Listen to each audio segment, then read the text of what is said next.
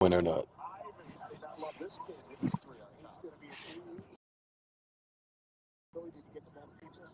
The big three. Shit, let me see if they even have that. I don't think they have the big three. You know what they do, actually. You know, maybe we can go back and forth.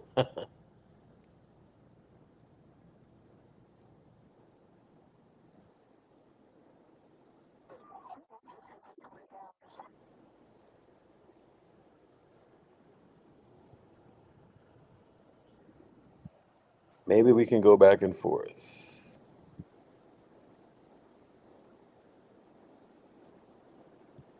Let's do this. Let me tweet out this link.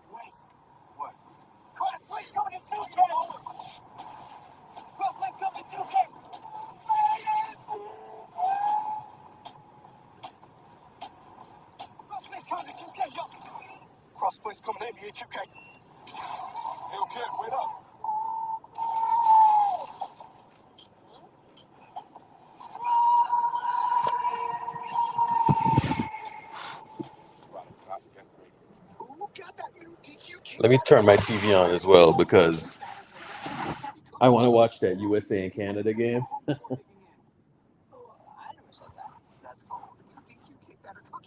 What channel does it come on? Do any of y'all know?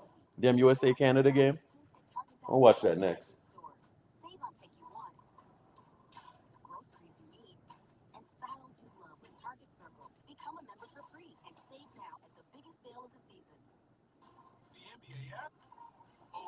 Let me see.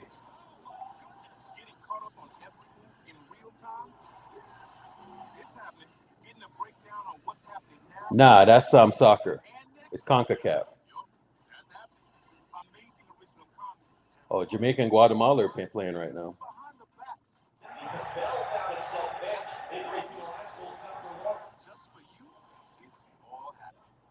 Jamaica's up 1-0 over Guatemala. Winner advances to the semis against Mexico.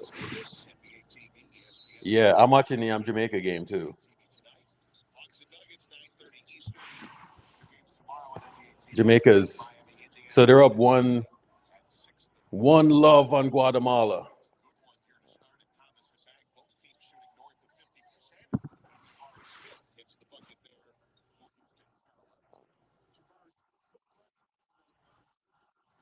There's a lot of sports on in the summer, surprisingly. He didn't look at Wiseman grabbing offensive rebounds. Look at Wiseman.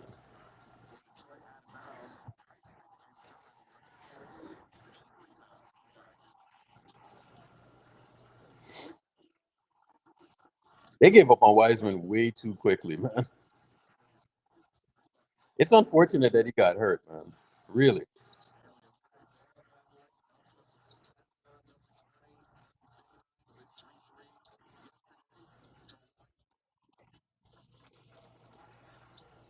He traveled just now. He lifted his pivot foot.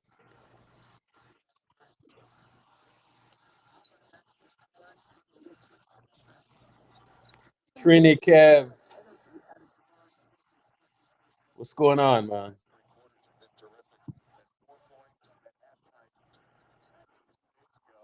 Oh, nice.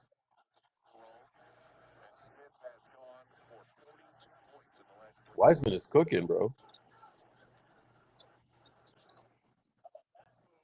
See, but that's where he struggles. You know what I'm saying? Like the help defense stuff, the timing of his The timing of when he sends help, he's like a step off. Bucket. You can't be a big man and like struggle on the back line like that. You know what I'm saying? Like you just can't. See, he should help right there, right? But dude just gets to the rim. What did Nate do?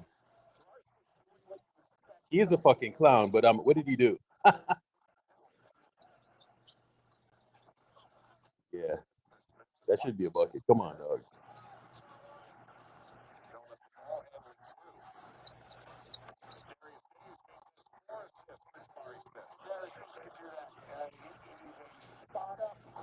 Oh, yeah, he's a clown.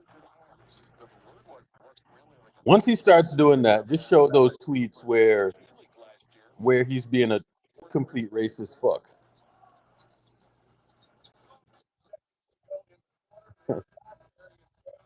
He said we shouldn't draft Lamelo because of how Lamelo dressed.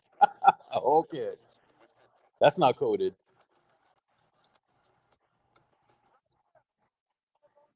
Let me tell you what happened to Nate. So Nate used to be in our group chat, right? And he used to love being in a group chat, but he like used to do weirdo stuff. Like every time Wiggins missed a shot, right? He would fucking go at he would go at Shadow. And I'm like, bro, what are you doing? Like, this is not the TL, you know what I'm saying? Like, why the fuck are you going at Shadow like that? And I checked him about it. I was like, bro, like, just relax, you know what I'm saying? And he kept on doing it, kept on doing it. And then I don't kick people out of the group chat, but somebody blocked him, and I was like, "Oh, perfect. I don't got to kick you out." Um, so ever since then, he's been fucking bitter. So just keep that in mind. That's all that's going on there.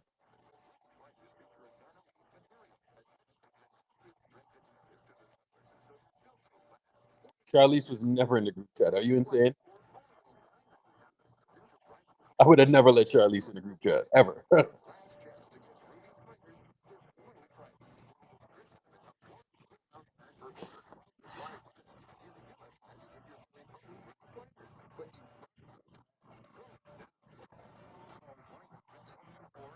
Yeah, good riddance. Trust me. That's that's good riddance on that one, brother. Trust me.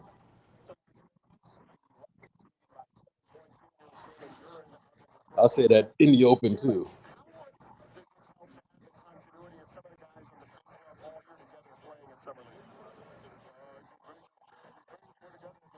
She does remind me of my daughter. Like they got the same personality, but my daughter would never cross me like that. Just saying.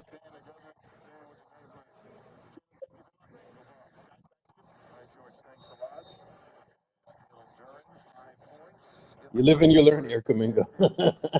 You live and you learn. You live and you learn.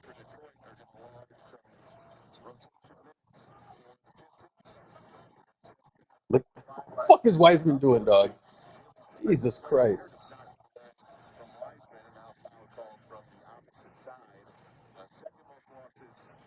Prime, what's going on, brother? Did he have a complete game? Did Logan Webb have a complete game or what? Look at this shit.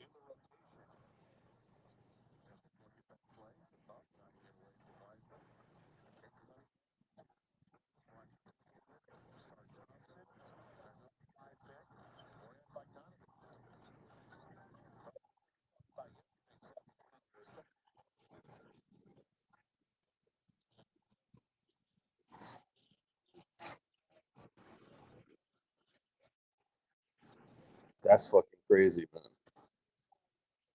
What was the last time we saw a complete game?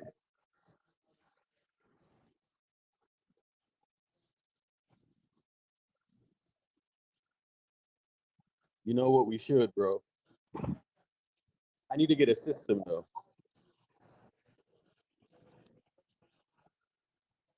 I need to get a system.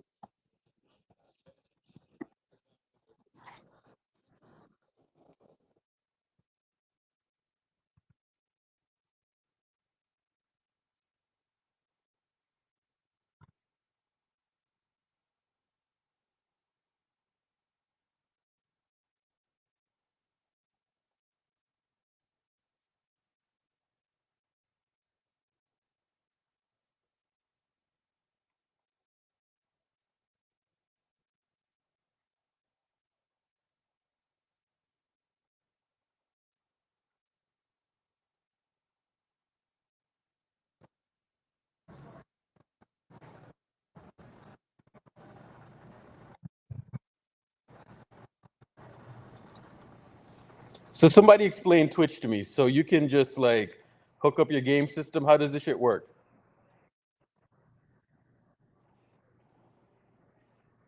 That would be dope.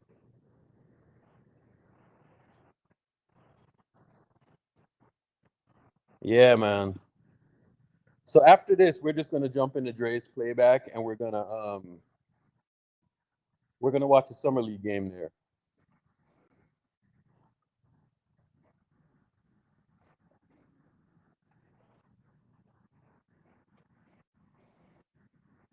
Yeah, Prime, but I like Pods though, man. Pods is a good. Pods is pretty good. What was the injury concern with Cam though?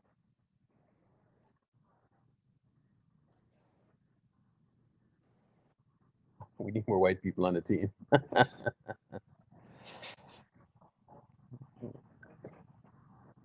Diversity is a good thing, Eric Kaminga.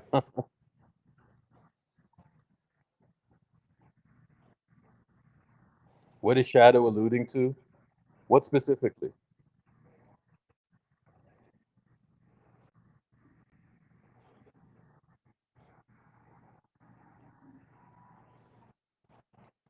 Interviews. That's why he fell? Are you fucking serious?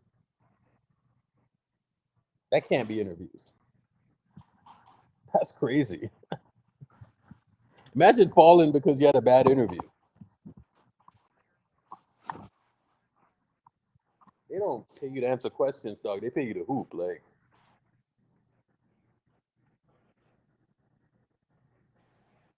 I swear to God, like the NBA is stupid sometimes, man. Like, guys are falling because of interviews. Seriously.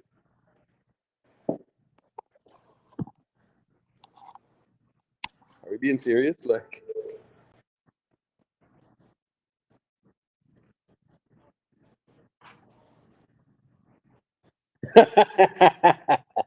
he play. Oh, he plays like he's wearing jeans. That's funny. Ah, shit. That's hilarious.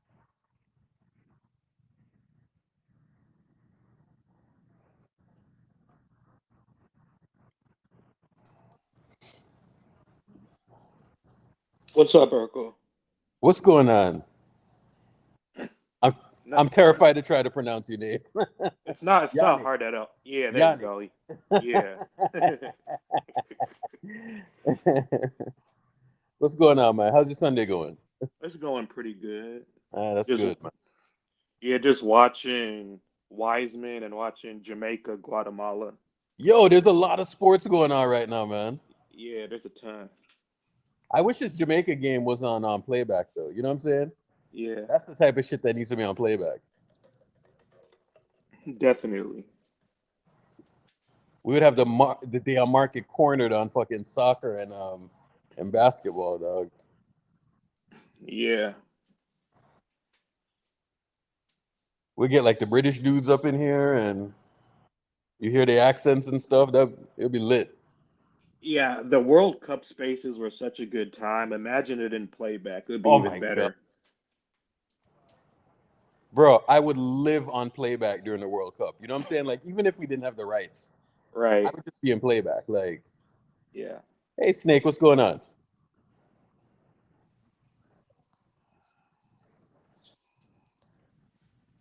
Jared Jack looks exactly the same as he did when he played. He don't look no different. Yeah, that's true. Ricky G just wants to move away from the core in the sense that he doesn't think that they're that impactful anymore. I think that's what his point is, and in some ways, he's probably right. I don't disagree with him. Yeah. I don't either. Like, You can I just don't think see he it. hates him. He just thinks that Yeah. Draymond and Clay. Like, I don't think. I think he thinks that they're not the same, and he might have a point. He treats Steph like he's well. We know that's not true.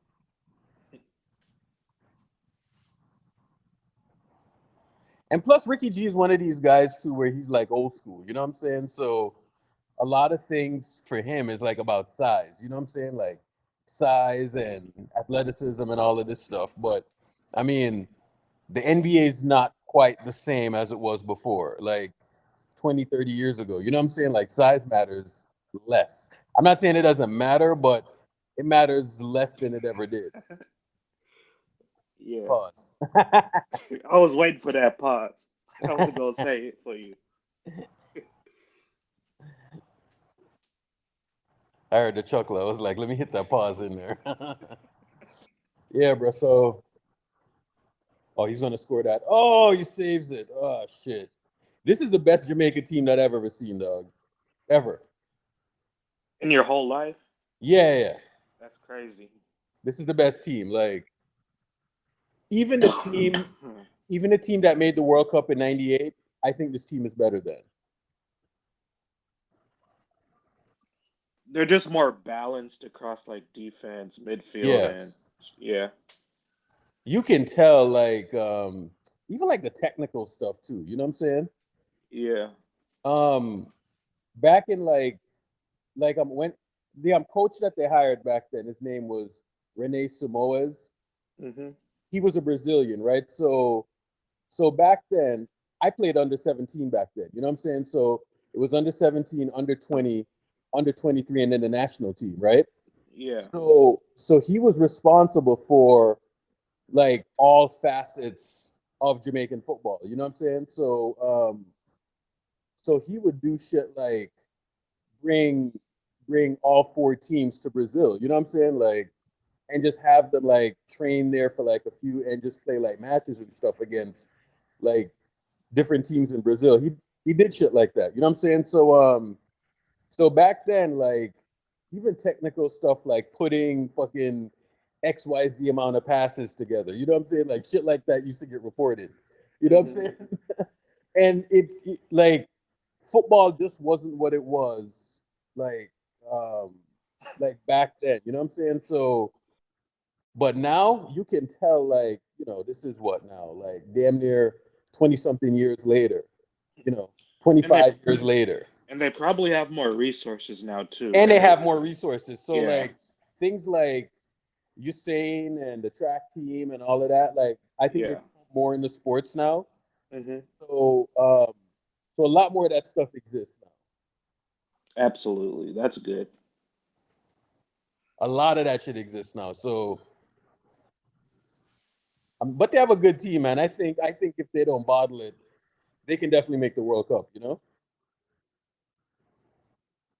I mean, I don't see how they don't because USA, Mexico, and Canada get automatic bids, right? Yeah. Yeah, so if they get automatic bids, like they definitely can make the World Cup. So when is the next World Cup? 2 years from now? Or 3 years from now? Yeah, 3 years. I think three. Yeah, bro. Yeah. Like like I went to the final, but since it's gonna be in this hemisphere, I mean, it's easy for me to go now. You know what I'm saying? It's super easy. Like there's no excuse. There's no Where is excuse. it? MetLife this time? Oh, it's gonna be all over, man. It's gonna be in all of North America. Yeah, so I'll just fuck around and just go like somewhere like in Canada or whatever. You know what I'm saying? Or go like it's easy to like go in the US, you know what I'm saying? So I'm gonna fuck around and go to like Mexico or some shit, you know, depending on where Yeah. Jamaica plays. Jamaica and Brazil. Just take like the fucking month off, you know what I'm saying? Like the entire month off. It's gonna be a fun time, Yeah, definitely. man. Who beat Jamaica last week? Was it USA? They did? I have no clue. Yeah, I didn't watch. I got no clue. I just know the U.S. is playing Canada next. I do know Yeah. that. Yeah. What's up, man? What's up, B? What's going on? How's your Sunday been? It's been solid. It's been solid. That's good. You see why you don't draft bigs, bro? Like you don't draft bigs. Like, oh my god, I wish we could have had Halliburton, dog. I'm telling you, bro. Like that's what we needed, man. Yeah, Halliburton got that cerebral nature in his game that would really fit with the That's what Warriors. he needed, bro. Yeah. Kerr wanted Halliburton too, right? Yeah, he Kerr wanted did. Halliburton and he wanted Davion Giddey. Mitchell. He wanted Davion Mitchell too. Yeah. Motherfucker was right. He Yeah. wanted No? Halliburton, and I think he also liked Davion, but he also liked Giddey. But I think Giddey Yeah. was him and Myers. Him and Myers both like Giddey. I like Giddy too. Like, I love Giddey. Oh, yeah. Urkel. OKC. OKC. It's a weird spot because they got him playing next to Shea. But the funny thing is, I think They Halliburton work would well look. together though. Yeah, that's Shea the and good Giddey thing. They work well. together. They work well together. Yeah. But OKC got so many draft picks. I don't know what they're gonna do with half these players on their roster already. So You ever there's wonder what would happen if say we got like Halliburton? One of the two, because I think if you had Halliburton, you probably don't make that Giddy decision. So say we had like Giddy, right? yes. You think we would still have like that Jordan Poole problem? No, No, I don't Giddey think is so. 6'8", so no. Giddy's like Giddy's 6'8". Giddy's 6'8". He's like he can play small Because forward. Giddy is good, bro. Like, Bro, Giddy is oh my god, Urkel, you don't understand the pain on draft night when OKC took him because I wanted him. the night before every big major application, they normally have the draft right. They normally do their draft predictions, and the Yeah. ones I trust are like KOC, Wasserman, and those guys. They all had OKC taking either Kuminga or Wagner. So I was like, okay, they're probably going to take a wing. They took Giddy. I fell to the floor where I was like, fuck. Yeah, like I Dre and I were doing the spaces during and I really wanted fucking Giddy, man. I was like, this dude just looks he just looks crafty. You know what I'm saying? So He reminded me of like Livingston level crash. yeah, bro, like and every time I watch him, especially like when he's playing against the Warriors, bro, he's cooking. You know what I'm saying? Like, His agent came out and said that they got a draft from him from the Warriors that if he fell to 7, they were going to take him. I would have drafted him, man. Like no hesitation. I think that's who the Warriors wanted to take first. Yeah, his agent said Yeah. it. His agent said they gave him a draft promise on draft Yeah. night that if he was on the board at 7, that was their guy. Retweet the link so I can have people come in here. Because I You need to think retweet it again? On a oh different- you okay. Yeah, I retweeted already it a did, while ago. no like, right worries. when you did it. Yeah. Gotcha. Let's say but OKC's an interesting team though. They got a really fun team, man. OKC. In a few years they're going to be good. Yeah, bro. Giddy is the one that I wanted. Like out of everyone, that's who I really wanted. Like Halliburton, I was like, all right, trade back because I don't think you should ever draft a big. You know what I'm saying? Like not that high. You know what I'm saying? And it just ended up being a fucking blunder. Like I wanted So- Giddey because Giddey had a wing height, bro. Like Giddey could play small forward. They can run him at small forward sometimes in Yeah. OKC. He can run that shit. So that's why I was interested in him. And he Yeah, can bro, rebound so- at a high level too. He's a very Yeah, good rebounder. so that would have taken us to another level. You know what I'm saying? Like that's what I wanted, but Yeah. Kuminga, I still think Kuminga has the highest upside. Though. Kuminga hits like The- those like 6'9" wings are hard the to find. Wiseman thing though, I never wanted Wiseman. You know what I'm saying? Like I was 50-50 on it. I was always 50-50 on it. 50-50. Bro, I wasn't even 50-50 because you hear how I talk about big men. You know what I'm saying? Like bro, it's been like that for years. You know what I'm saying? Like Yeah. I saw the way that they played basketball and I was just never with it. You know what I'm saying? And the fucking front office, they for some reason, and I don't know what that reason is, they were always infatuated with bigs. Always. And I was like, why? You know what I'm saying? So around this is after we lost to the Cavs, right? I remember Joe Lacob coming on an interview. I don't remember who was interviewing him. I think it was like some ESPN interview. And he came on and he was like, we're going to zig when everyone is zagging. And what he meant is that we're going to go bigger.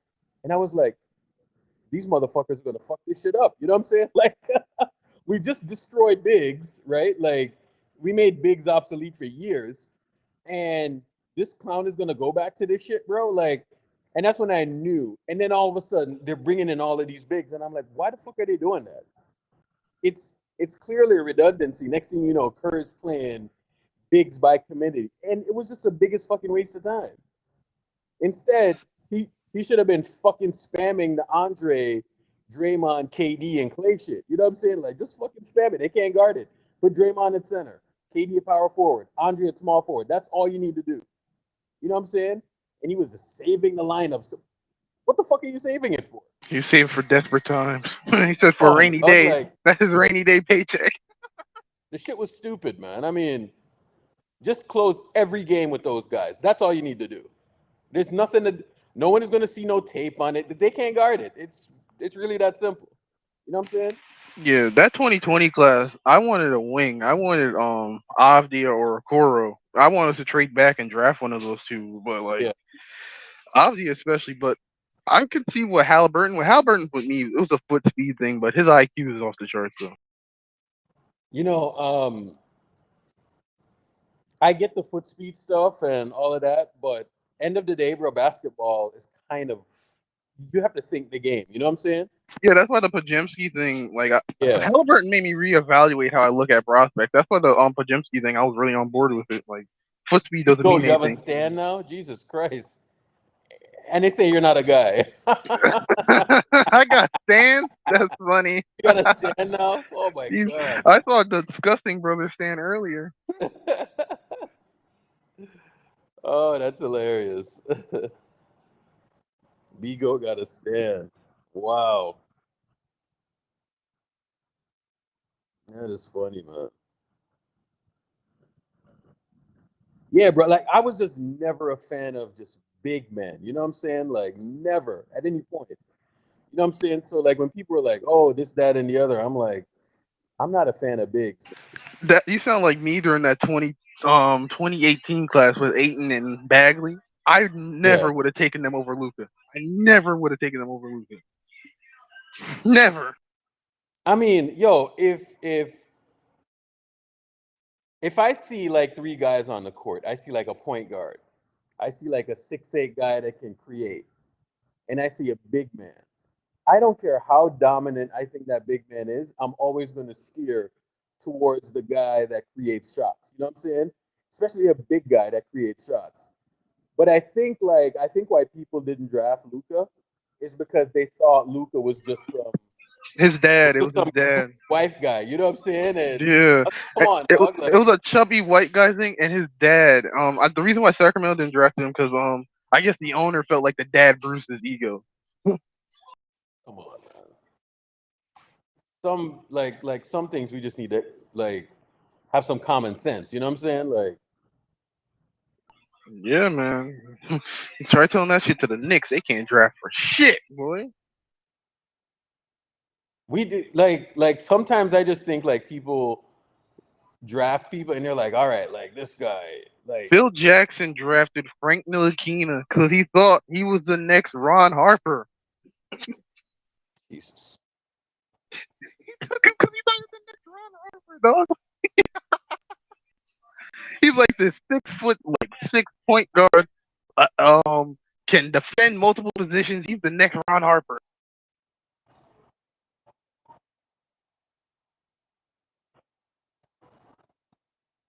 That's analysis by paralysis. Just draft the best dude.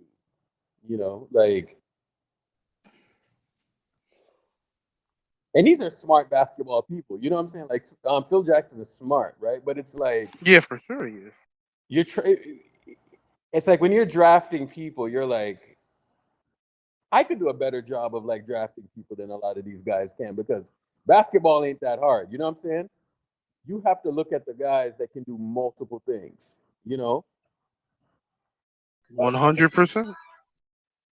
the shit's actually not that hard. Like they try to like convolute the shit and all of that. Like not that hard, man. Yeah. Somebody said Jabari Smith has been What playing a better since. oh my god. Somebody said Jabari Smith has been playing better since me and you called him out that one game. Oh really? Yeah, man. That is a He's save and a half, brother. There's My a ton god. of there's a ton of second year dudes in this game. A ton of them. You got Duran, you got Ivy, Yeah. you got Jabari Smith. Wiseman is a fourth year guy, but he kind of counts. Is Killian Hayes playing? He should, but I think he's playing in the World Cup for France. So I think he's skipping it. I think he would if he wasn't playing in the World Cup. I like this Ivy Wiseman pick and roll. I think Ivy's finding Wiseman on his spots. I like it. So I'm watching both games, right? And they passed this ball to this one Jamaican dude. I don't know which one it was. I think it was Reed that they passed it to, right? And they passed it to him, and he completely fumbles the ball. You know what I'm saying? That's the difference between Europe and what goes on in CONCACAF. When you pass the ball to one of those dudes, they ain't fumbling shit, bro. Like they're controlling that shit right off the bat. You know what I'm saying? That's like the difference in level of play, bro. Like they don't fumble shit in Europe. That shit is controlled, first touch. You know what I'm saying? Yeah. How many on the Jamaican team play in Europe? I think like 4 of them. I think. I'm telling you, man, Jabari Smith is good, dog. Jabari Smith is really good. Leon Bailey is the most notable of all of them. Jesus Yeah, I know Christ. Leon Bailey. Yeah. Bailey. I know. Yeah. Oh, don't even remind me that name. How do you miss that penalty kick, man? Fuck. Yeah, that was painful. So yeah, bro, they got more money into like the program now. You know what I'm saying?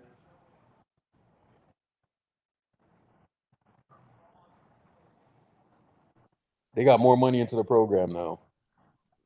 The Pistons got a good young team. I like their team. I think them, OKC, and them and OKC. Those are the 2 young teams I'll be in Orlando. Those are 3 young teams I'll be paying attention to this year. The West only has like 2 bad teams. Yeah, it's like Portland and like who else? San Antonio. Maybe. No, not San Antonio. I don't think they're going to be bad. I think they're going to be mediocre, but not like last year. They were bad last year.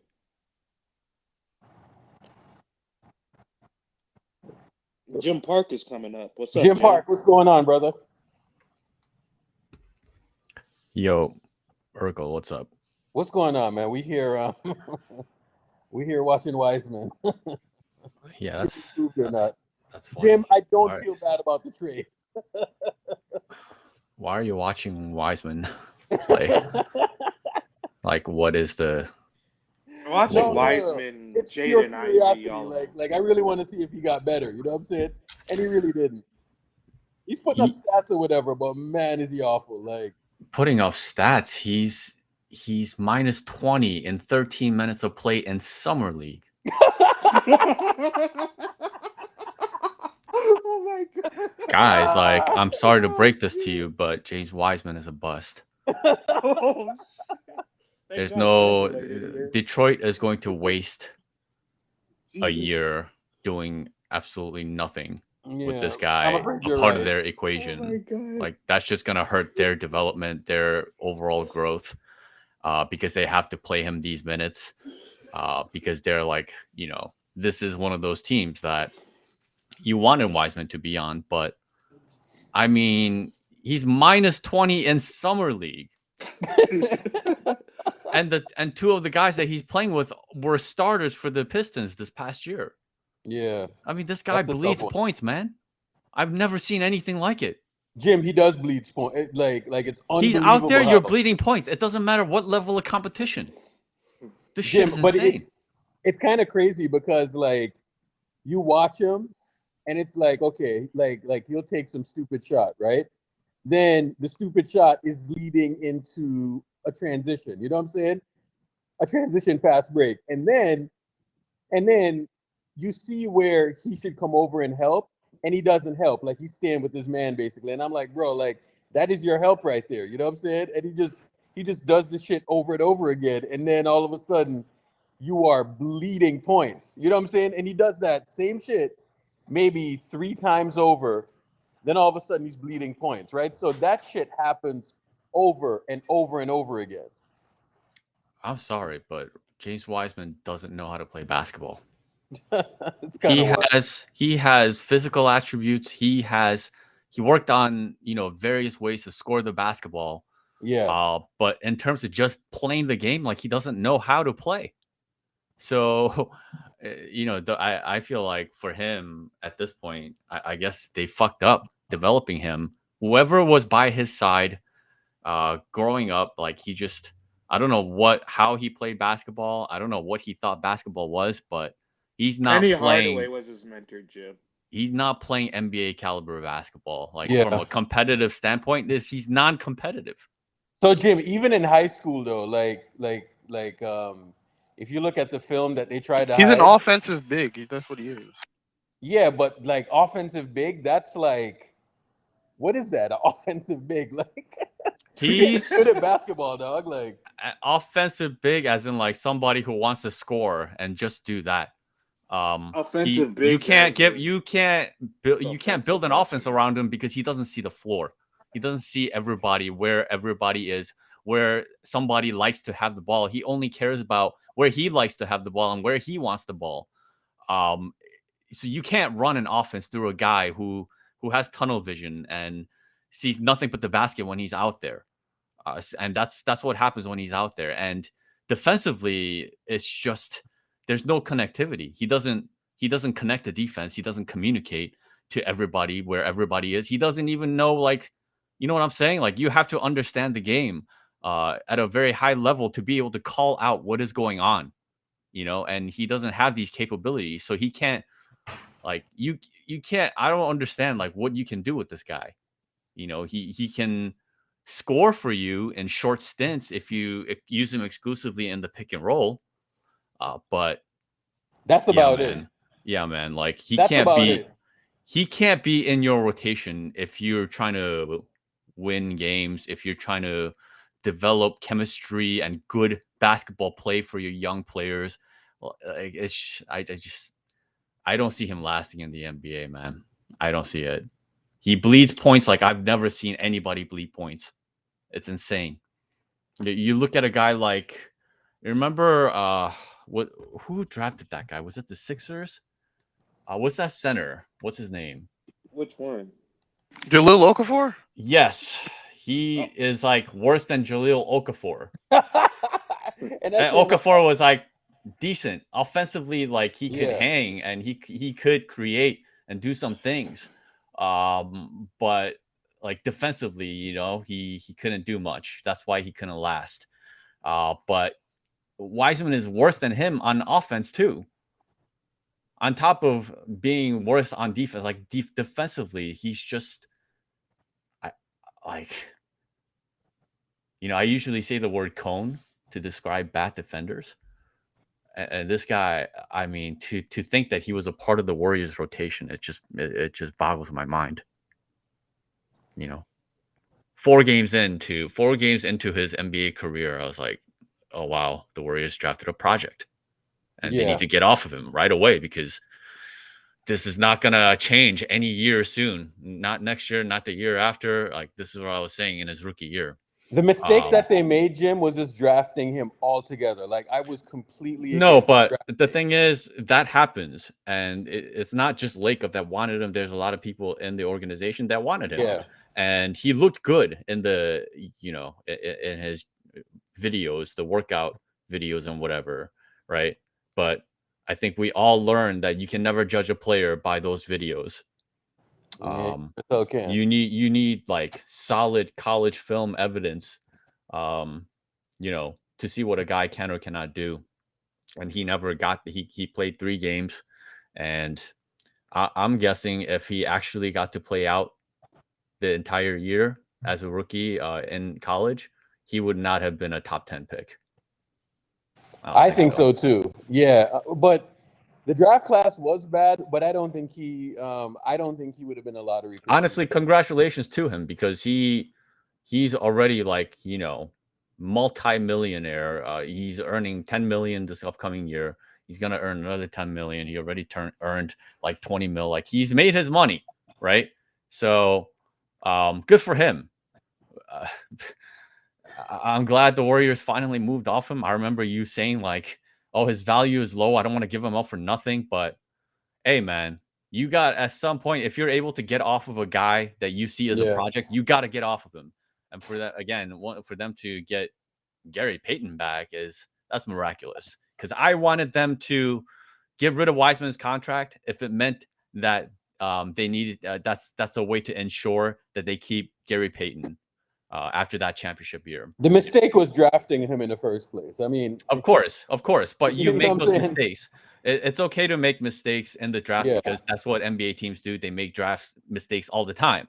The key is to realize a mistake quickly when you see that it's a mistake and doing something about it quickly rather than just sitting on it and hoping that something's going to somehow magically change, especially when you're the team like the Warriors, you're playing the highest stakes because you have Curry on your team, and Yeah. Curry is gunning for GOAT status.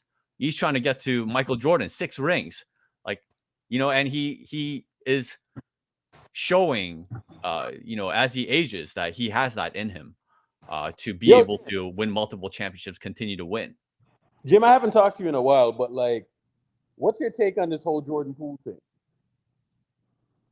What's my take on Jordan Poole? What do you mean? Like, In terms of like very broad. them trading him and doing all of this stuff, like.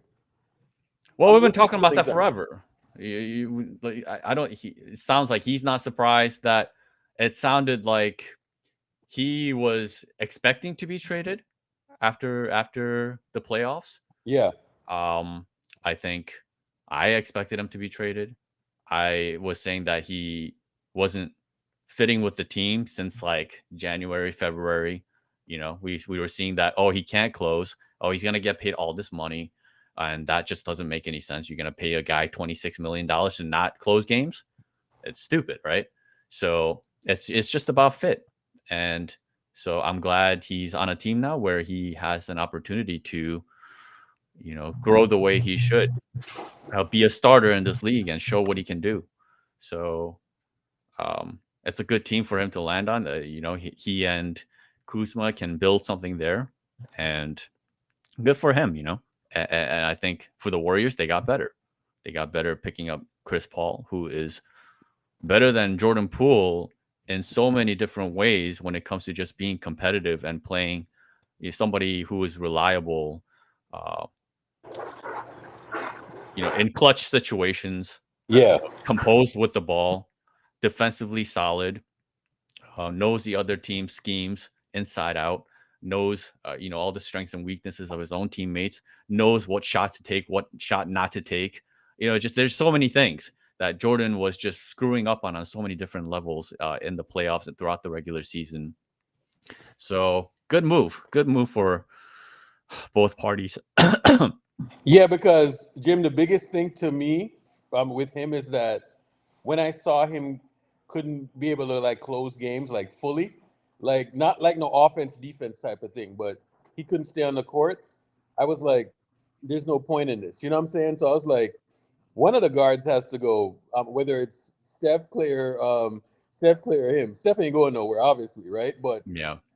you can't pay 3 guards that kind of money.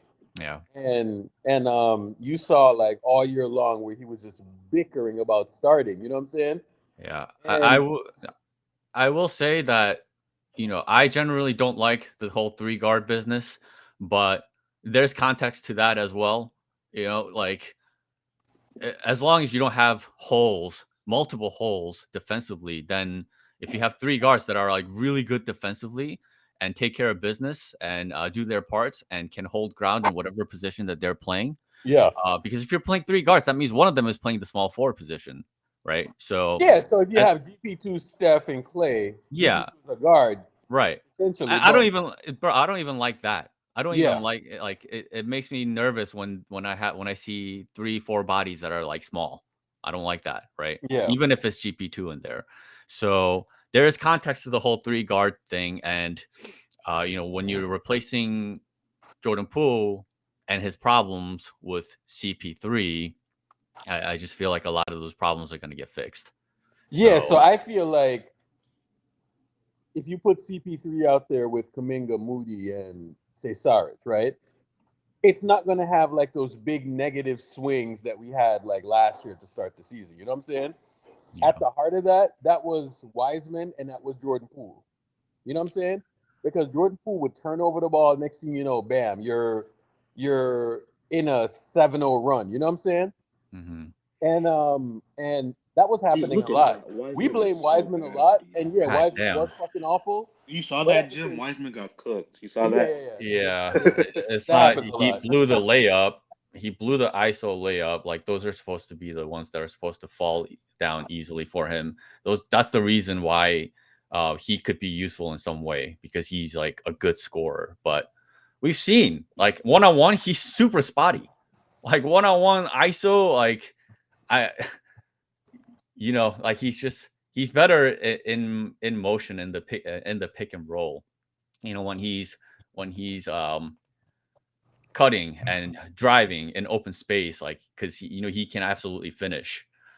But he doesn't know how to play, man. He needs to go develop like in a different league, I think, because That's crazy. NBA teams they're only going to take losing for so long before they realize like, oh, this guy's offense is not worth it because he bleeds points defensively, right? So that's why a lot of centers that were scorers that ultimately, as they got older, there was no more kind of role for them because they just couldn't put it all together. Like remember like Al Jefferson? Yo, Al Jefferson's crazy one. Yeah, Al Jefferson. Emeka Okafor. I mean, Al Jefferson was a guy who came straight out of high school and like, but he was very skillful in the paint, in the post. Like he was a really good scorer. But Look at Wiseman defensively, like all he couldn't hyped protect up. the paint really. Look at So Wiseman all hyped up. he never even though he was like a 2010 guy, kind of Al Jefferson, like he never really could make any kind of noise whatsoever because he could never really play defense. So you never want to build around a big who can't defend, even He if is they can so score. hyped. That Yeah. is so hyped. But Think then about Wiseman, Marvin like, Bagley. I mean, I don't even know I think Bagley, they wanted him to be a power forward, not a center. Yeah. But yeah, even as a power forward, like he was.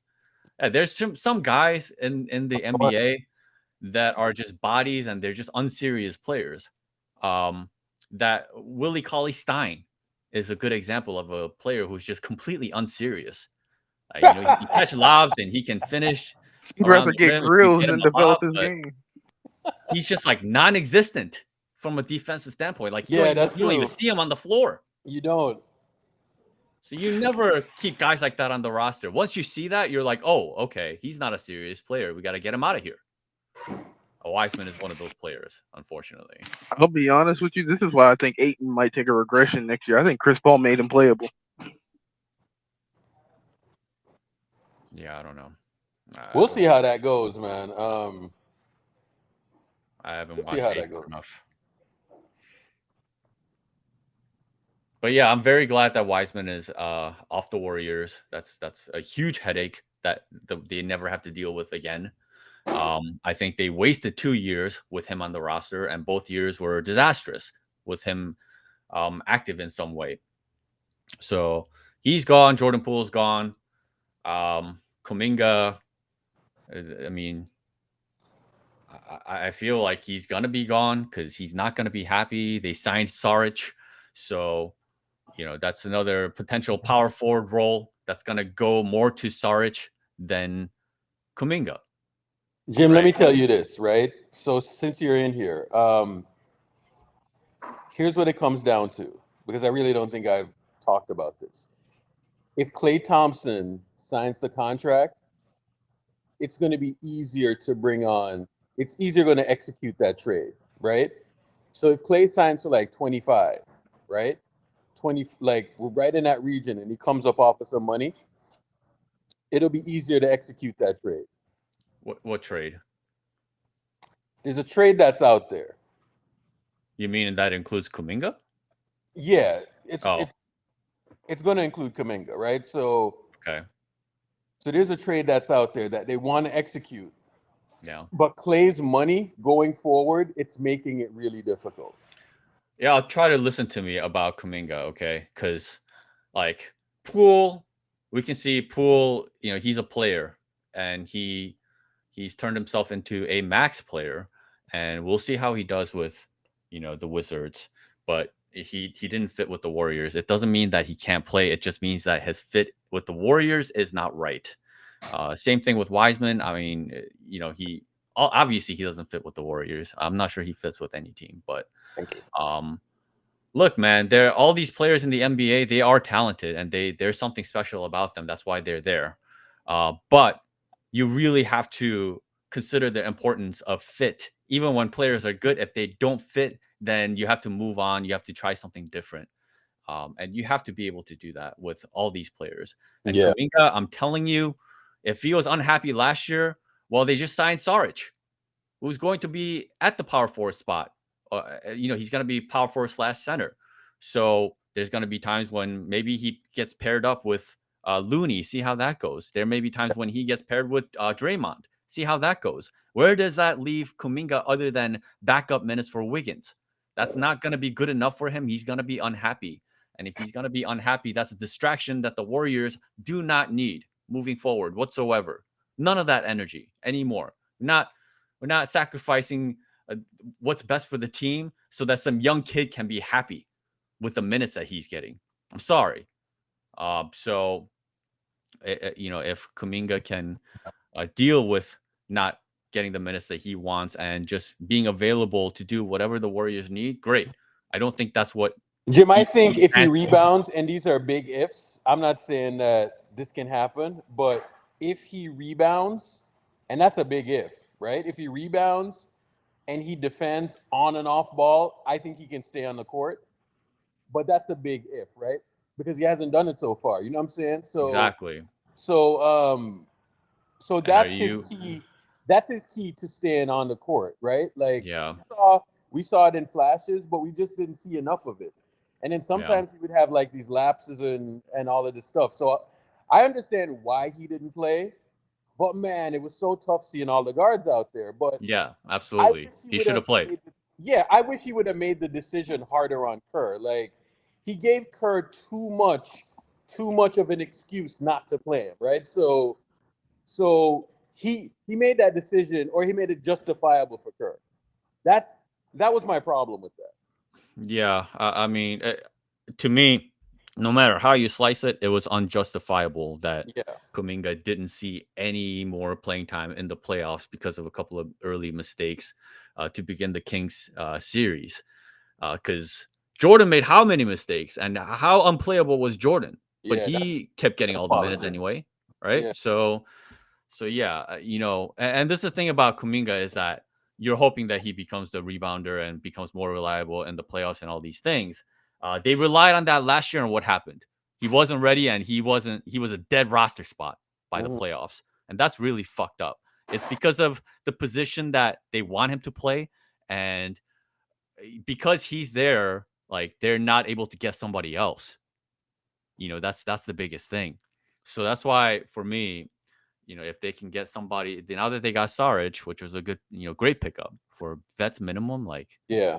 that's a great pickup. And now if they can round it out with somebody like TJ Warren, I mean, you're basically picking up these guys, quote Yo, Jim, unquote, unquote. Bob hated TJ Warren last year. He had a Fuck chance. Bob. Fuck Bob. Yeah. Bob's gone. Bob's not on the Warriors anymore. He's done. He could have traded for OG during the middle of the season. That could have simplified a lot of things for the Warriors. He didn't do it, and now they're probably not going to be able to get him because, when you're in the midst of a season and shit's going sideways and teams are like, oh, should we just give up on this and that and try going a different direction in the middle of the season, right? That makes it teams are more willing to kind of do something wild to switch it up or whatever. In the off season, they have a lot more time to think and assess things. So, like not necessarily. Yeah. So they blew an opportunity there. Yeah. They I'm get not OG. sure how- We're talking about this is a different off season we're talking about here. Yeah, I'm not sure how close they came with signing OG, because if their demands were high at the trade deadline, why wouldn't their demands be like I think the demands is about the same. But that's the thing. We heard what the demands were, and the primary additional demand that they were looking for, aside from whatever assets that they wanted, was primarily Kuminga, not any of the other core pieces like Clay, Draymond, Wiggins, like those names were not included among the names that the Raptors wanted, right? So if those names were excluded and Kuminga was a primary piece that they needed to add to whatever That was a it is that was no-brainer to working, me. then they have to do it. Yeah. Yeah.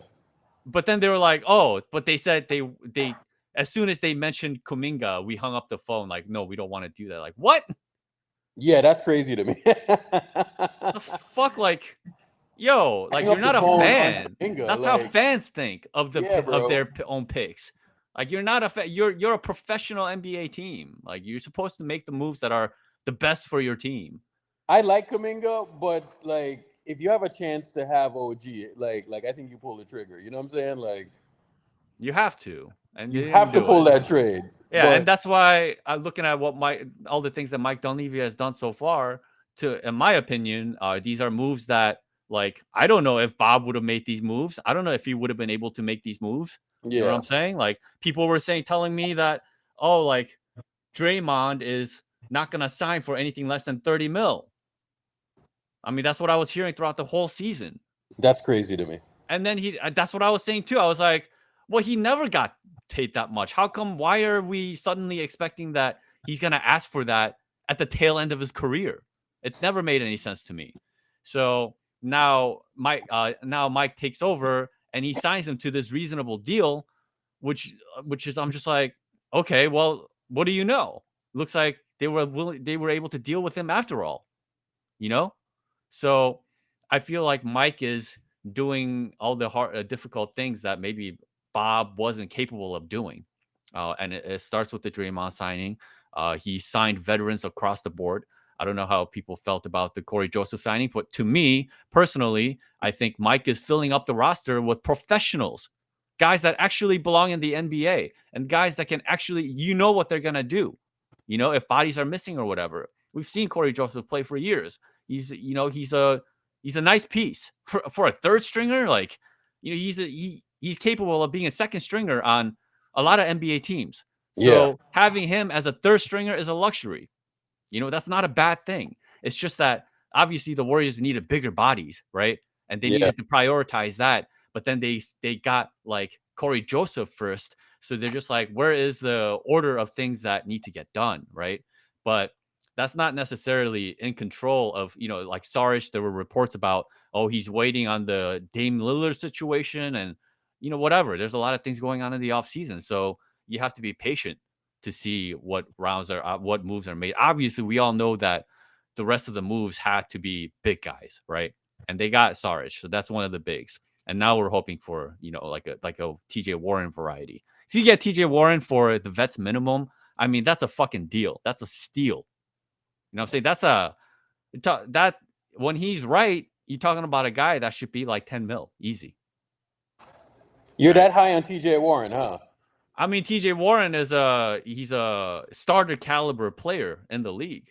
He's had some some injury issues in recent years. So his value is really down. I understand, but from a skill standpoint, even just last year when he was playing with the Nets, they went on a major streak with him playing a major role off the bench for them. They won like 11 straight games and they kept winning games. Like, they went on a preposterous run at some point. I don't know if you remember that, but TJ Warren was in the thick of that, and he knows how to play. So those are the guys that the Warriors are looking for to pick up on the cheap, and to get a guy like that for the minimum, I think that's an unusual circumstance. It's just like getting an Otto Porter for the vets minimum. He's more like a 6-7 mil kind of guy. You know what I mean? Yeah. So yeah, TJ would be a huge pickup if the Warriors can get him. Somebody who can score on his own. If you leave him in open space, he'll do positive things with it. He'll make his wide open shots. He can finish around the rim. He's 6'8". He's not a small guy. He can defend. Like, why not? Right? That's another body that they can absolutely use come playoffs. So, and he's not the only name, but I certainly like his name now that a guy like Torrey Craig is off the table. But yeah, from an all-around standpoint, I really like what the Warriors have been doing. I really like what Mike Dunleavy has been doing. Yeah. Yeah, I'm happy with what he's done so far. I think they have a lot of options. They have, Chris Paul, should he not work out for whatever reason, if he wants to start, if he wants more minutes, if he's causing trouble, if there's friction in the first half of the season, they can move him. They can move off that contract. Yeah, that's an expiring contract. Jim think Park, yeah. hop in here, boss. Ooh, Wiseman just got cooked again. Yeah. Yo, What it do with the business is, boys? Wiseman What's up, bleeding Shadow? points again. Yep, Wiseman bleeding points. Yeah. Look at yeah, yo, He man. just got Once cooked. you see that a player is bleeding points in the summer league, and you're supposed to be like a viable player, you're supposed to be a key rotational piece for any given team. Like that's really bad, man. Yeah, that's not a good sign. That's when you're like, that's when you have to consider like, all right, it's time to let this guy go. Yeah, and you don't even have to feel bad for him because he made his money. We can't help that he is who he is, right? You can't be mad at me for us, pointing out the truth about who he is. He's showing it literally on the floor, even as we speak. How you feeling, Jim? How you feeling the roster, man? I like it, man. I feel much better about going into next season with this than whatever this past season was. I told this you, past Jim. This past season was a blip, and it's like it's something that shouldn't have happened that ended up happening, and this ultimately costs a lot of players in the legacy department. Obviously, especially Steph, losing this championship that he should have won because they mostly had the pieces they needed to be able to compete for a championship, but they never finished rounding out the roster, which is what I was screaming about the entirety of the season. That's what I was fighting for, to ensure that a second round exit doesn't happen, because if you go to the playoffs with Kuminga or like Lamb or like Jermichael fucking Green, on that's what's gonna fucking happen. Because I saw it coming. That's what would happen. They needed to make those changes. They didn't make those changes, and now it's fucking obvious that this whole season was a failure, a screw up. And I think the front office see that too. I think Mike Dunleavy sees that, and they're making all the corrections that they needed to make this past season to ensure that this kind of result didn't happen. But now that they're making the necessary moves, I really, again, I don't think it's ideal what's happened, but they have certifiably improved. It's much more stable. The roster, all from an all-around standpoint, they still have another move or two to make, and I'm completely and utterly confident that they can get it done this upcoming season. Obviously, they'll be gunning for their 5th again instead of their 6th. That's the only difference.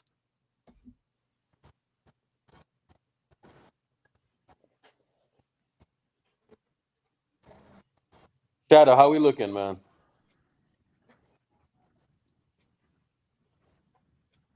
Yeah, we in good shape, man. We in good shape. There's still more on the way, and we got a super comparable roster. It's up to Steve Kerr to make sure Kuminga stays. If Steve Kerr can have a sit down and orchestrate a plan for Kuminga and stick to it, we're in great shape. Because I think at the wing position, Wiggins needs a little help. He doesn't need Kuminga to be glued to the bench. He's in Vegas though, Shadow, working with the summer league team. Who is Kuminga? Yeah, but he's also doing Team Yeah. USA. So, but Kerr's a different kind of guy, man. There's this hope he gets it together. I mean, Shadow, man, they picked up Saric. Saric is going to play more of the role that they would want Kuminga to play, for the Warriors, because they see him as a power forward, as you know. But Saric is a power forward / center. So, that's even less minutes that's going to be available for Kuminga. I mean, for me personally, like, that just seals it in terms of, other than backing up Wiggins, I don't see a role for Kuminga. Do you? Yeah, but at the end of the day, like between Steph and CP3, I'm not expecting them to play 75 games each. So we need depth. We have depth. And I think Kuminga is a very good player. He was just underutilized last season. Yeah, and I mean, think Kuminga, I think point of attack, he's one of the better young players defensive wise in the league. I think his off-ball defense needs work. They don't need him. They don't need his POA. The Warriors have GP2 and CP3. They don't need Kuminga to be a POA guy. They need him to be a big rebounding guy. So I'm less kind of excited or concerned with the notion that he's going to be some kind of POA. I mean, you want to use him as a POA. You could have done that in the playoffs too, and you didn't even do that. You used Jordan Poole over him, essentially. So yeah, I really, my hopes for whatever Kuminga can become, I don't see it happening with the Warriors. I don't know that I want CP3 point of attack at this stage of his career, But he doesn't have to. He'd be running with GP2. Yeah. So how many POAs do you need? You know what I'm saying? I think Kuminga is probably one of the best on the team, though. Like, especially based on the stats, he's really good point of attack. But to stay on the court, though, Jim, you are right. Like, we need him to rebound the ball. You know what I'm saying? Yeah, and he talked about it. We need him to rebound. He talked about it as well. After the season ended, he's like, "Oh, clearly the rebounding thing. I got to do something about that." That's what he said. And yeah, it's not like, when I say these things, people might get it twisted and think like I don't want Kuminga to succeed or like something like this crazy. Like why wouldn't I want? I want everybody on the Warriors to be as successful as possible and be their best. It's just that when I see a reason for why that cannot happen because of hierarchy, because of roster construction, it's just a matter of fit. You have to have a certain number of minutes available to you to be consistent in the NBA, in your role, and these things are not easily gotten on the Warriors roster. This is why I was saying Jordan Poole needed to go early, in the season, while the season was going, when people thought I was being preposterous and overreacting to the moment or whatever. No, I just see like where it doesn't fit and how it's going to play out in the playoffs. And it played out exactly like that. You know what I'm saying? I just think we had too many guards. I mean, if we didn't, I think if Wiggins didn't get hurt and if we didn't have 3 guards coming off of the bench, I think we would have been fine. Yeah. Yeah. Good riddance to Dante as well. Yeah. So you didn't like Dante, huh, Jim? Dante needed to go as soon as Gary Payton got back on the Warriors roster because it was redundant. What do you need? What do you need his POA when you got GP2 back? And then now you have 2 guys that are like 6'4" and under. That's too small. Yeah, it was. And not only that, like Dante is a really good regular season player. He can fill the gaps in many different ways. So he's valuable. He's useful in that way. But come playoffs, you need motherfuckers on your team, man. You need guys that can shut motherfuckers down. Yeah. Right? I need some fucking dogs. And, one of my complaints about him replacing GP2 to start this past season was like, what is this 6'4" white dude? He's going to be their primary number 6'7" guy as a defender? Like, I don't believe in that. He's not going to come in and guard, the top guy on the other team in the playoffs, like at that level. He's not going to be stopping like a Luka. He's not going to be stopping, like a Ja Morant. Like he's not quick enough to stay in front of the quick guards like the De'Aaron Foxes and the Malik Monks or whatever, right? He was getting cooked by them, right? He was. And then he's too small to guard like the bigger guys, like a Luka or something, right? So who exactly is he shutting down come playoffs? Nobody.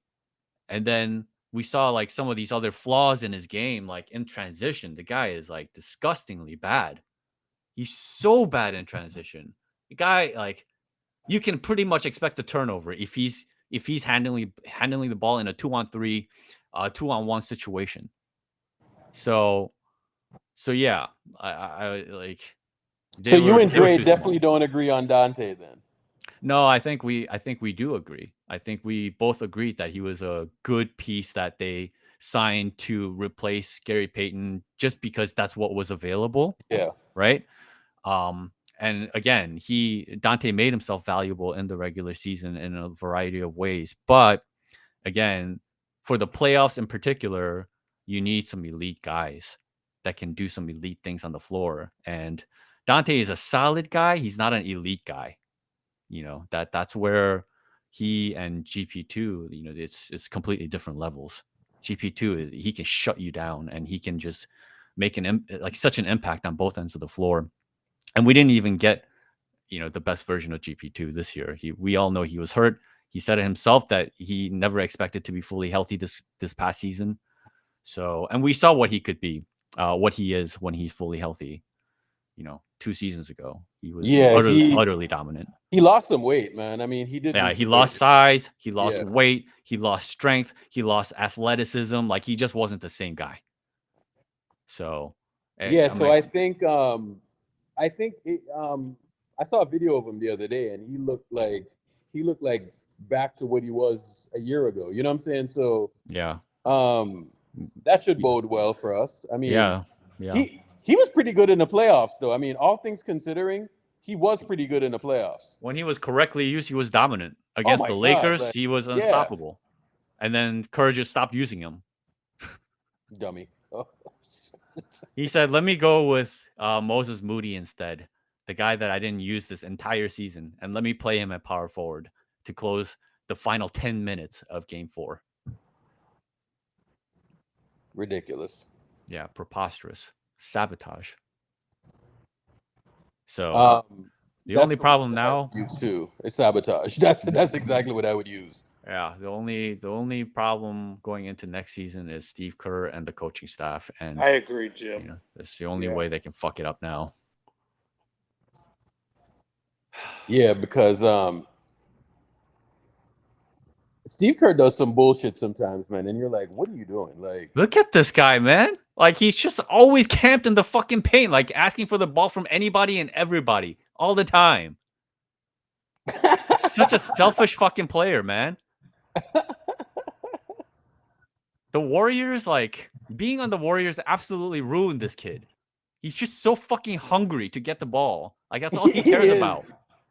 Look at him. What the fuck is that? What was that, dude?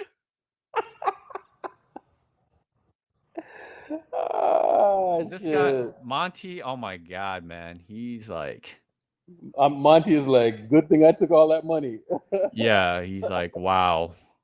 What the fuck is this shit? You thought you had problems with Ayton? Good fucking luck, man.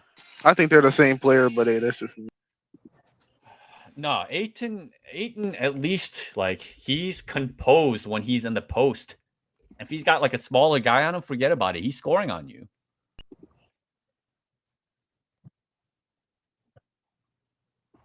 I like that little jump shot he has. He does a little turnaround jumper. It's pretty good. But yeah, defensively there's a lot left to be desired in Ayton's game. But good God, man. 102-77 Summer League with 3 guys that are supposed to be in rotation for the Pistons. 2 of them are starters.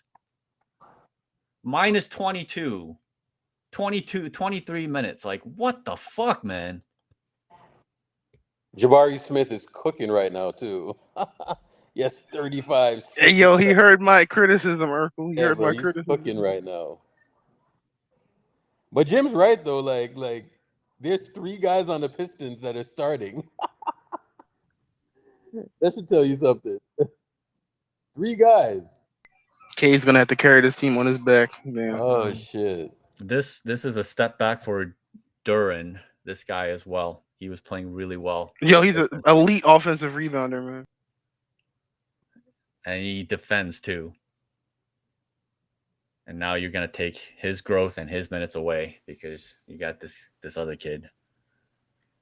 It's a really questionable move by the Pistons. Like, I don't really just inferior decision making. I don't understand it. If you had no big that you're developing, I could understand absolutely going with taking a flyer on Wiseman, fine, but you got Duren right there. I don't understand. But yeah, I'm not complaining. Like I said, man, there's a lot of dumb teams in the NBA. If you make a player available, you'll be surprised who's willing to take on a player for any given reason. Sadiq Bey. I What love happened with Sadiq Bey? No, somebody in the chat said that Sadiq Bey is better than GP2. I don't even know about that. No, he's not. He's not. There's this one guy in the chat that's apparently been saying a lot of shit. Yeah, that's the chat, man. What does Death have against Jim Park? I mean, you're just on his ass, bro. Why? Urkel, you know the chat, man. They love trolling. No, but Death in particular is on Jim Park's ass for a reason. Like, why? It might be a Ricky G fan. Ricky G fan. Jim is a fool. Well, it goes. Listen, man, it goes one way or the other. The reason me and Ricky we can't coexist is because we're on the complete opposite spectrums. Like, he's the guy who fights for Wiseman and saying that Wiseman needs more minutes and needs to play more for the Warriors. I'm the guy that says they need to get James Wiseman the fuck off this team. So you can see the level of disagreements there. It's just we disagree to the core of everything about the Warriors, right? So, and then obviously, like, I just say that we disagree, and well, sometimes I have to say, like, he's flat out wrong, which he doesn't take kindly to, and then he takes it personally, and then it becomes like, about me, and it becomes personal. It's no longer about the Warriors, and the conversation just diverts into something like just whack. It's not to me, that's a complete waste of time. It's not a good use of my time, because you're talking to somebody who's completely unwilling to acknowledge basic logic. And if you can't agree on basic facts, then there's no conversation to be had. There's no honest conversation to be had. So, I see that, like, he has a lot of fans, and if they buy whatever he's selling, then they're gonna think that I'm a fool and that I have no idea what I'm talking about.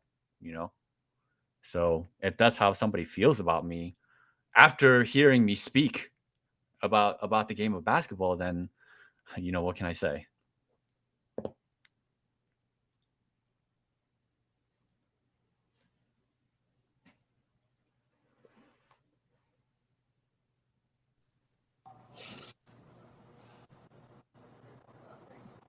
Providing a counter. What are you saying right now? Wemby is the next game, I think. Wembanyama. Jesus Christ. Wemby is playing next? Yeah. Oh, I think so. let me see here. Nerlens Noel or Thad Young? Thad Young all day. If you have either Thad Young or Noel available to the Warriors, either of them would be good, because they're both veterans and they both know how to defend. They know how to play winning basketball. Especially Thad Young, like he's older now. I think he's like 35 or 36. Yeah, So 36. he's on his last legs probably, but Warriors can always use a guy who's like 6'9", and he's like 240, man. He's a big dude, and he started out as a small forward. Now he's more like a power forward center type. Yeah. And he just fits so well in terms of what the Warriors need.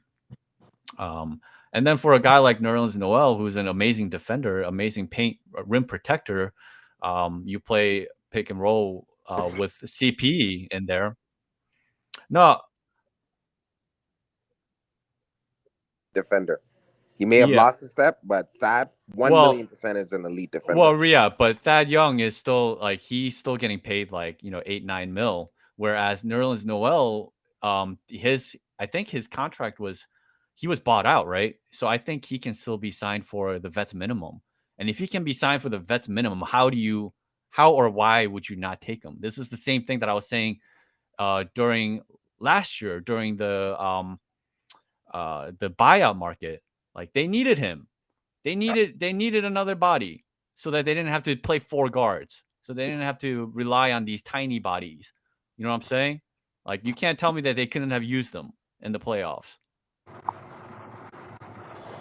Nah, man came with Jim Park mid stand. Come on, dog. Come on, dog. Behave yourself and Chad is going nuts. behave yourself, dog. He's literally a $10 million player. Like that's not a Why is made-up the chat thing. going in on Jim switching their handle? Come on, man. Change it back, man. We can't do the Jim Park stand. They're always on Jim's ass for some reason, and I They're don't just know on why. his head top, dog. No, even on the timeline. I mean, it's not just in here, but even on the timeline, like, Christ. That's why I don't take like timeline shit personal, bro, because people go at you for like no reason. You know what I'm saying? Like, Well, that's just Twitter culture. yeah, bro.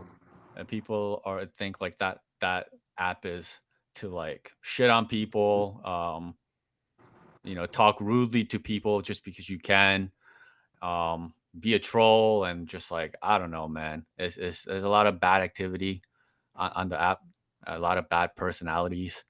There's a lot of good people too, a lot of smart people as well. So, I just kind of. But yeah, when you talk about names like Noel, what's it, TJ Warren, Saric, like these are good NBA players that the Warriors are just trying to get on the cheap. We're not looking for names that are like obviously household. You can't. They don't have the money to sign those guys. That's why the Warriors are trying to get these minimum guys. And if you're gonna sign a minimum guy, well, you want to ideally look for a guy who's like a bargain in some way and somebody who absolutely fits with the Warriors. So you got to see like, how those guys would fit, and so that's why I'm coming up with these names. If you guys can do better, fucking do it. Don't bitch about me like, oh, that's not good. That's not a good idea. Well, that's this and this and that. Stop fucking bitching and do something about it then. All I'm doing is coming up with various ideas that would be helpful to the Warriors and going away from ideas that is hurtful to the Warriors. Let me know when I've been wrong.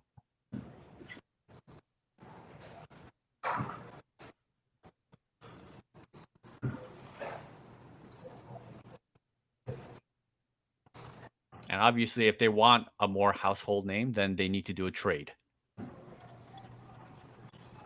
Because those guys cost money. Yeah, the trade is going to be interesting. If a trade is to happen.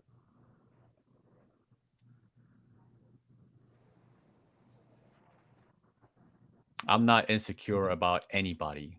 I'm the most secure motherfucker you will talk to when it comes to Warriors basketball. Here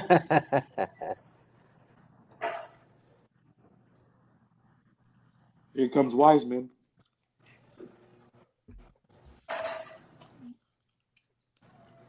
Yeah, so quick. I mean, Bring Wemby. I'm grateful that within a year, a lot of things got fixed. I was obviously very upset that the mistakes were happening in real time. That's why you heard the panic in my voice throughout the course of the entire season. I know shit was fucked up, and they needed to get certain pieces to right the ship, and they never did those moves. That's why I was pissed the whole season, because you can see what the problem was, and you can see what the solutions would be for those problems, and they never did it. And that's why I'm calmer this off season, because they're making the moves that are going to help the team. I'm not looking to be upset every fucking day and like, raising my fucking blood pressure over this team.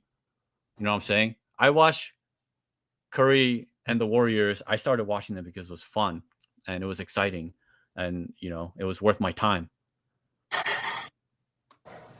And I don't want to be constantly upset and constantly yelling about something. You know what I'm saying? That's Yeah. in real life, that's not who I am. But I'm willing to do that to help this team like right the ship because I love this team. Wiseman be missing point blank shots, man. The more I watch him, it's like the more I'm like, oh my God, thank God we got off of him. We lost value or whatever, and you hate losing value, but fuck, bro, like there's value, and then there's like paying a guy $10 million who's not doing shit. If You you're know? young enough, bro, if you're young enough and you make a guy available, especially if they were like, you know, a lottery pick, some team will bite. Yeah, yeah, we're very lucky that they Yeah. moved off of him when they did. You don't really want to lose value, but shit, like sometimes you just got to pull the plug, you know? Yeah, it happens every year, man. Trades happen all the time. Players are always movable if you have a willingness to move them in some way. Yeah, so I don't know. I will see what happens with Kuminga and Moody because you know they're the kind of controversial pieces that are still left over with Kerr. Kerr kind of having a hard time using them. Those guys not liking Kerr because of the way he screws around with them. Their minutes, their rotations, their roles. There's lack of clarity. You prefer not to have those issues going into a season. But again, like Moses and JK, they're going into their third years. Hopefully we see some kind of leap in some way where they make it impossible to not play them. And yeah, and that's if they end up not trading them to begin the season, but then they become kind of not usable in the regular season, then they have some moves in the at the trade deadline. They have some moves to make, but they have roster flexibility. They have a lot of moves that they can make should something not go right for whatever reason. So I feel super comfortable going into next season. I'm like, with the moves that they've made and the remaining moves, in my mind, I'm like, there's no way that they're not going to be the favorites to win next season.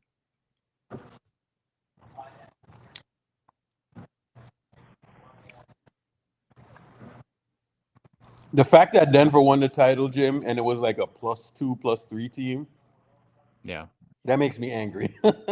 it should. That should have been the makes- Warriors, man. Think how easy it would have been for the Warriors in the finals. Like, and Jimmy Butler was like, I don't know what the hell was wrong with him, but he wasn't right. And then he was basically like their only star.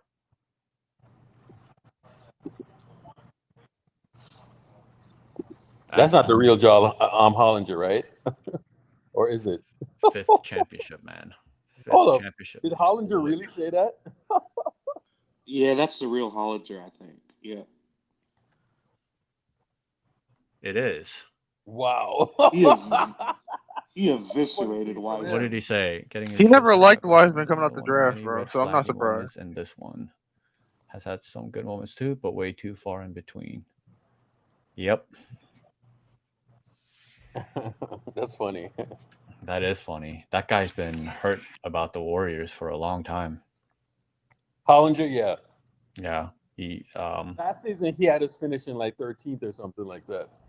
Like him, like a lot of those Grizzlies guys, there's another dude like HP or something. Yeah. That dude, John Hollinger, who, I think Hollinger joined the Grizzlies when Zebo and Gasol he was on that challenging them in the playoffs. Yeah, he was on that grit and grind. He was on the. It was a little bit after that. Yeah. Was it a little after that? Yeah, that was a series. Yeah. It was maybe a year after. If the Memphis series was 2015, I think he joined around 16, 17 or so. It's insane, like how these guys just show open hatred towards the Warriors. Like it's so not objective. It's just funny to me. Yo, Jim, what's your thoughts on that Phoenix team? But like NBA personnel, like openly showing, it's so unprofessional, man. And he's a writer too, you know what I'm saying? So he started out as a writer. Yeah. He's the guy that came up with the whole purr thing. Yeah. So he starts out doing that, and then all of a sudden it's like, Yeah, he's a fool. That's why I thought to keep Curry's name alive. yep. Hey Jim, what's your thoughts on that Phoenix team? Oh yeah, and I really like the potential of Trace Jackson Davis. He's gonna be elite. I'm gonna miss PBJ. I still think that Kerr made a mistake playing Lamb over PBJ instead of developing PBJ, who has an elite shot making ability. That's obvious. Yeah, so to not do that, but then, that turned out to be, the move for Trace Jackson Davis, who I think could really play a role for the Warriors this upcoming season. He's 23 years old. Is he gonna turn 24? Jim, I'm gonna be honest with you. PBJ was a flat out mistake. You mean, what do you mean? His like not injury playing him? history. His Not injury playing history. him and trading him. I think that one was a mistake. Yeah, let me see this kid. How he's 23 now. Yeah, he's gonna be 24. He's super mature. He played 4 years. He's elite. He was He a led first the, round talent. Yeah, in box plus minus. He led Yeah. NCAA. And So Jim, where would you put Trace Jackson Davis? Would you put him at center or would you put him at power forward? Center. You got to put him at center because he's not a floor spacer, right? Yeah. Meanwhile, he averaged 3 blocks per game in college, so he can clearly protect the rim to some extent. I don't want to just look at the numbers, but 3 blocks is super elite as a shot blocker. his passing is incredible too, Jim. Yeah, his passing is incredible. Right. So, and he's a guy who's crafty and skilled around the paint. In the back to the basket, he has an offensive game. So there's multiple facets to his game that the Warriors can absolutely use as a backup big. I think people are not considering that right now, especially because he's been out. But I'm kind of looking at him as a rotational piece. Yeah. So whoever else they pick up is like, yeah, it would be interesting. Like Ice, because Saric he's a good player. I don't know that I would want him to be in the closing lineup. I would rather a closer guy be a little more versatile.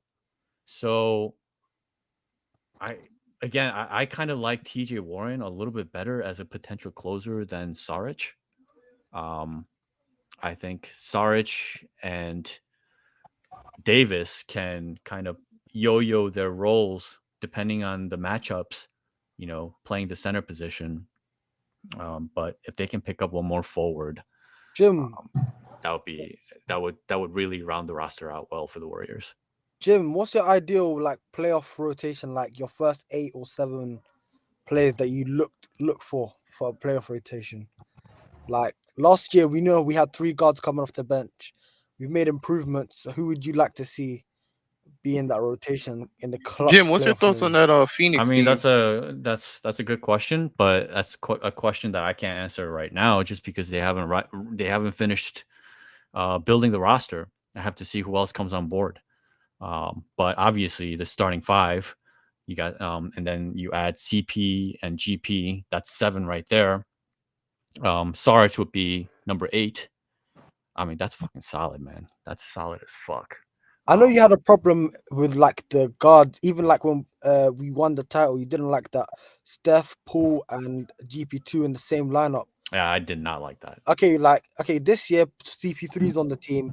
What type of lineup do you if you see a Steph, CP3, and GP2 lineup, that's gonna obviously get on your nerves as well, isn't it?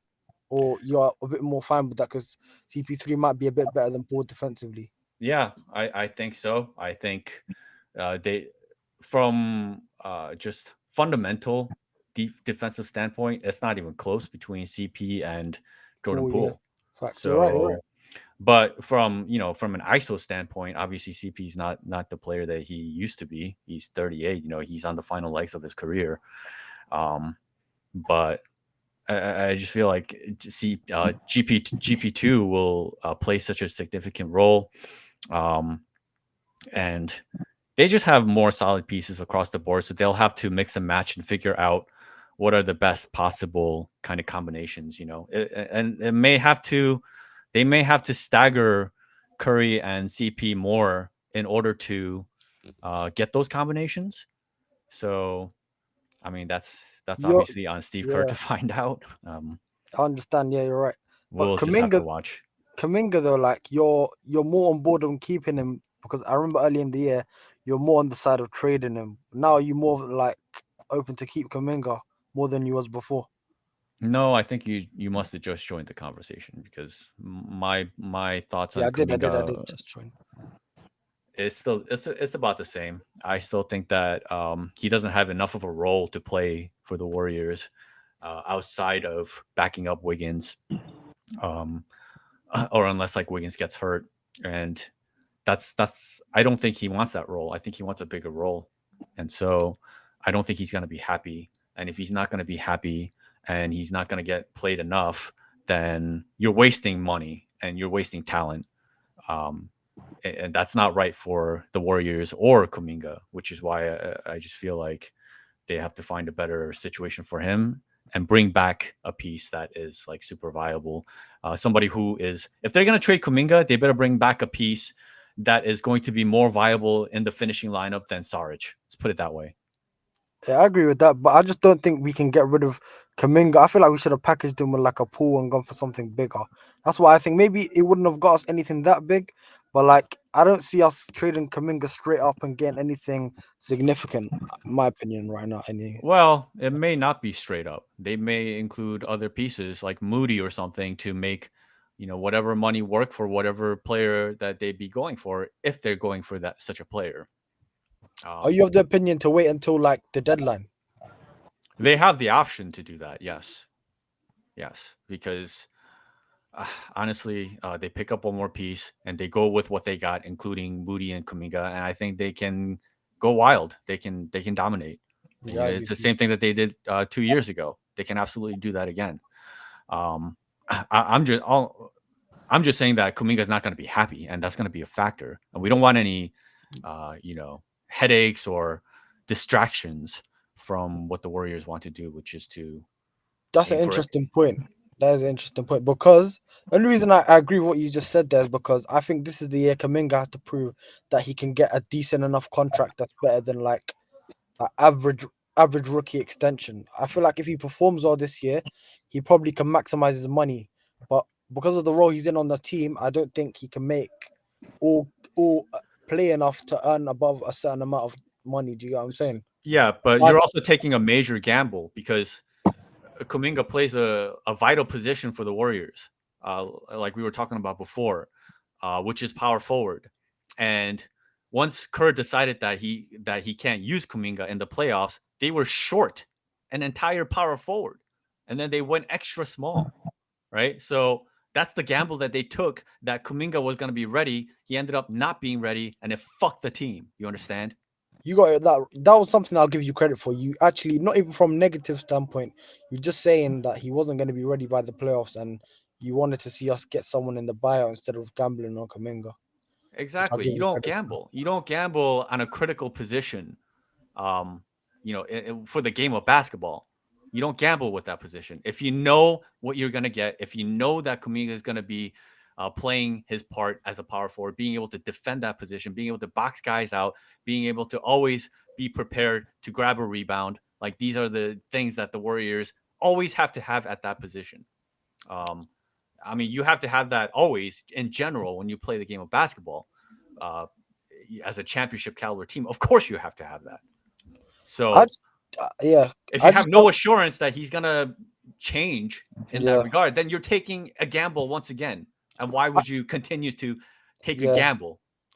I personally say like, as much as I don't want to be this person, I feel like there's no excuses for him this year, in my opinion. Like just from the standpoint of like, regardless of what your role is, buy in and show something. Otherwise, like, what's the point in continuing with this? Because Yeah, we can't say Kaminga's not getting minutes, and then when we see him not rebound, we can't be making up think pieces and making up excuses as to why he deserves more playing time if he's not showing anything right there and then. Yeah, you also have to clarify the roles Yeah. for them better. Like if he's a power forward, then he needs to be more focused on being inside the paint more. He's constantly stuck in between because he's playing POA. So how can you play POA and be an elite rebounder at the same time? The answer is you cannot. Kerr said something interesting about that. Did you hear him on the podcast with TK? He said something about he says defensively he's a 3, but he doesn't see him good enough to play the small forward position because he can't put the ball on the floor. Then he said something about like, so that's why he prefers him playing as a 4 on offense, but there's like a whole mishmash. Kerr doesn't know what he wants to do with him, so he sees him being a POA guy, but at the same time he feels like he can't rebound. He sees him on offense. He sees him as like a 4 because he can't put the ball on the floor, and like he likes him just being in the corner or cutting outside of the weak side corner. I just don't think Kerr has a clear enough plan for him, in my opinion. So Absolutely, I feel like that's where the misconceptions and the breakdown in communication is. The kid probably doesn't know what his actual role in the team is, and at this point, going into his 3rd season, I feel like we should be getting a clearer idea of what we're gonna get in him this year. Yeah. Maybe we will, maybe we won't, but I just don't want to play guessing this year. I want to know what the team's going to look like, and I want us to be just straightforward. We want to win the chip. We got rid of people that might get in the way of winning the chip, and we need to just focus on getting Steph 5, possibly 6, hoping Clay signs a nice extension that gets us under the second apron so we can make some decent signings, or if not, trade him or whatever. But we're in the business of versatility and moving forward. I was kind of negative at the beginning of the summer. The roster's kind of looking a bit nice now, so I'm kind of ready and relaxed for the season. So let's bring it on. I'm hoping that we win the title this year. Yeah, we should be good, man. B, you were asking a question about Phoenix to Jim? Oh yeah, I said, what's his thoughts on that Suns team? Suns team? I don't give a fuck about other teams. Jim is wild. I never have. I know that whatever other teams try to devise and try to, build up to compete against the Warriors or whatever. For me, when the Warriors are built correctly, I know that they can't be beat. So I don't care. Like they can try to build whatever super team they want. I'm especially not worried about KD at this point in his career. So I feel like we've just seen enough. You know what I'm saying? So I mean, the good luck figuring it out. You got Booker who wants to be, like close to 30 points per game. KD wants to do that. Beal wants to be up there. So these things are not easy to balance out. When big time players come together, they have to sacrifice and they have to play different roles. And you have to have different skill sets to present.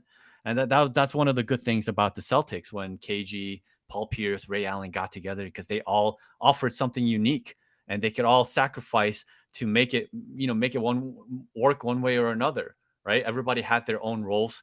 Ray Allen as a shooter, defender, Paul Pierce as a more primary scorer, KG as the defender. Like, you know what I'm saying? Everybody had a unique role to play. It wasn't like redundant skills, that overlap each other, which a lot of teams, they think they can just put these overlapping skilled players together and it's just going to work out some way or another. And that's just not how basketball works, man. You need different sets of skills to come together and provide different things for those things to work. So how the heck is it going to work for 3 scorers who are primarily interested more above anything else in just scoring? So, that's kind of what I thought about when Kyrie Irving and Luka got together. When that trade happened, I was just like, I'm not buying that. Like, where's the defense? And how is Luka going to compromise and adjust to having the ball less? This guy who's doing like 30, 10, 10 and, like just kind of changing the landscape of statistics, the kind of statistic that you're putting, on year after year. and you put Kyrie Irving next to you, suddenly that's going to change. You know, how is that going to work out? Is that going to be okay? Is he going to be okay with that? Is that what's best for the team? Like, these are not easy questions. So yeah, I'm not worried about the fucking Suns. You don't think so let me ask you this, like the trio of Kyrie, KD, and Harden. Do you think that's a better trio than kind of what's in Phoenix right now? With Harden? Yeah. I think so, yes. I'm not worried. Because Harden was he's a point guard.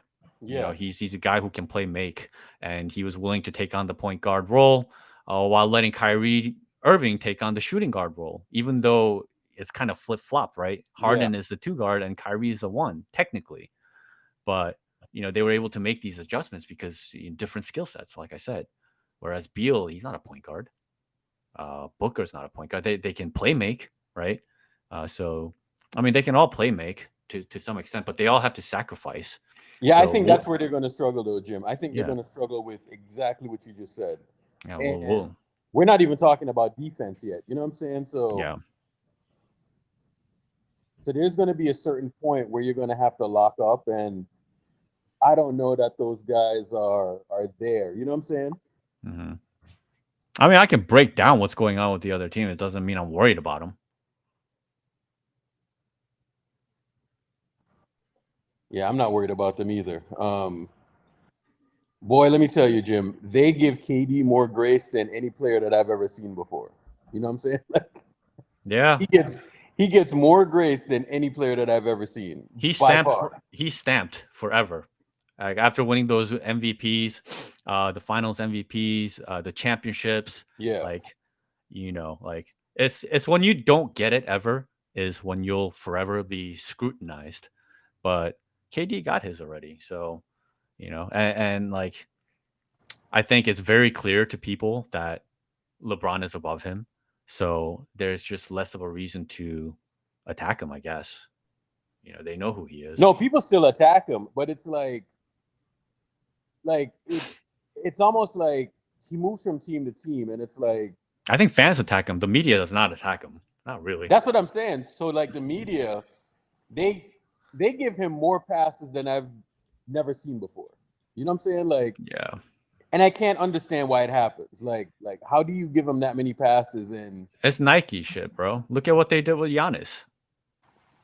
He's like, oh, I don't consider this a losing season or some shit like that. It's just like, bro, you were the number 1 team in the East, and then you got booted out in was it the first round? Yeah. Yeah. What the fuck are you talking about? That was a horrendous failure.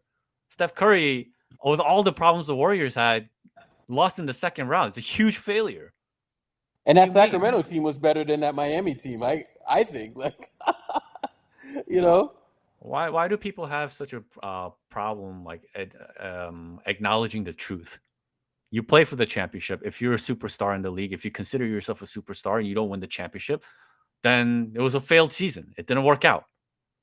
And you lost in the first round to like a play-in team, and you know what I'm saying? Like, yeah. And they just let him get away with that.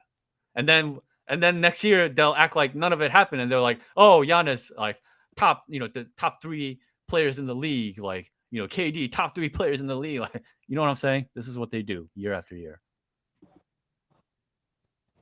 That KD thing, it baffles me every time, you know? Every time it baffles me. Yeah, whatever. I don't give a shit about KD anymore either.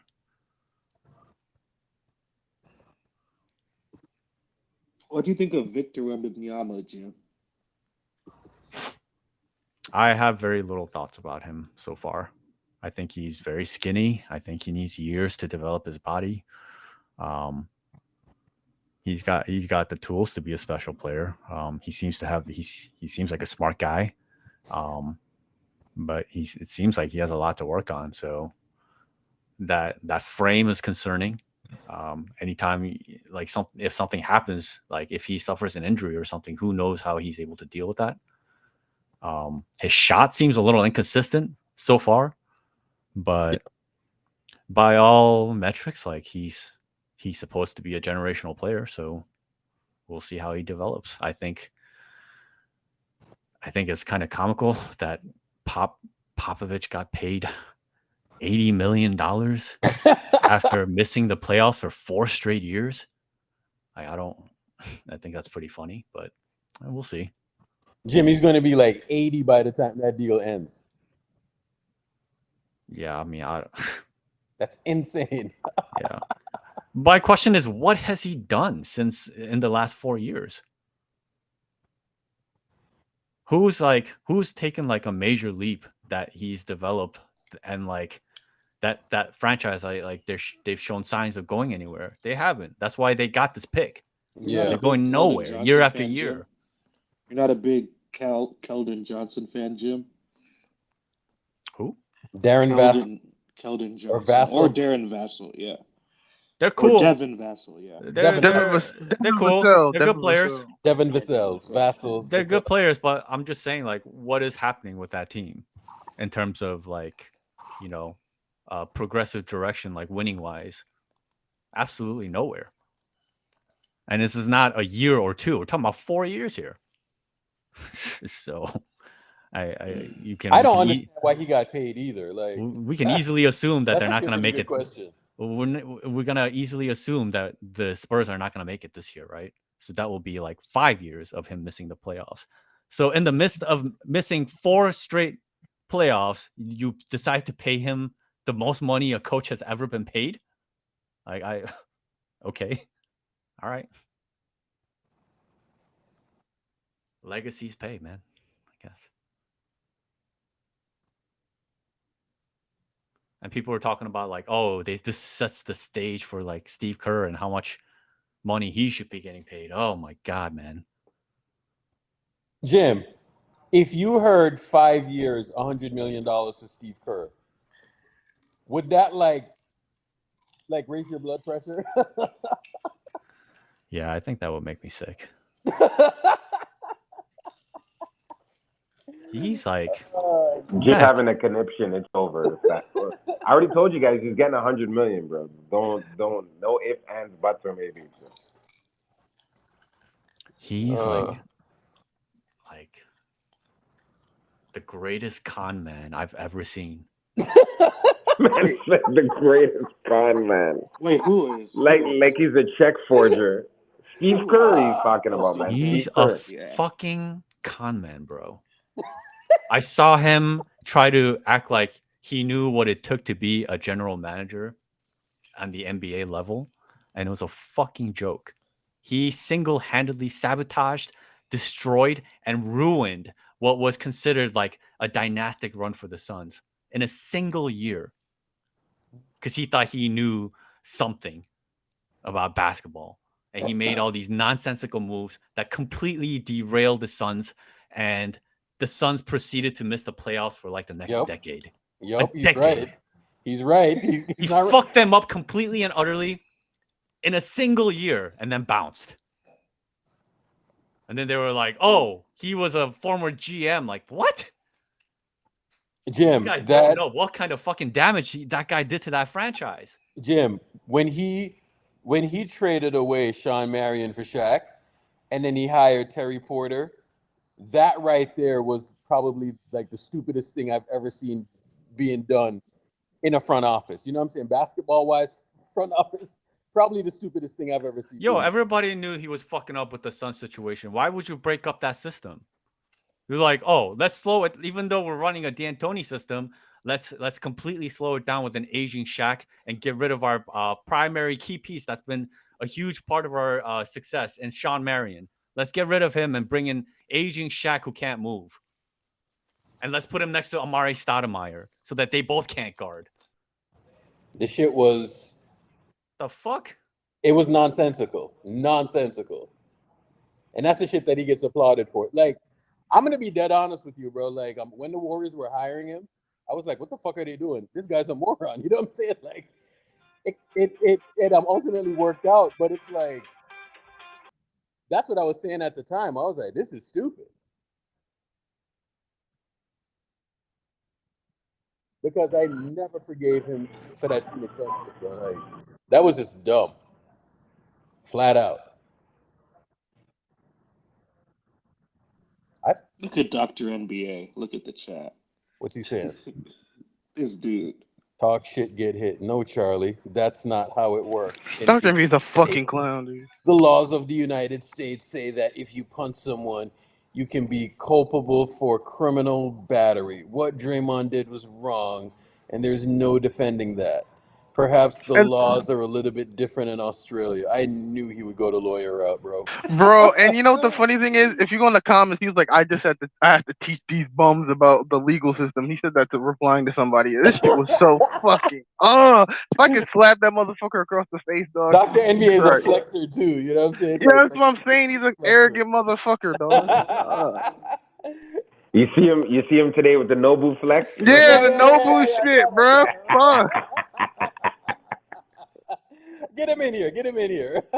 But yo, No, chat, no, summons no, Dr. no, NBA. Add him so we get the Jesus Christ. notification. Get him in here. Get him in here. No. Fuck me, no. Oh, he's hilarious, man. Erklian coming in here. He's gonna say he's doing work at the office. Yeah. Some bullshit like that.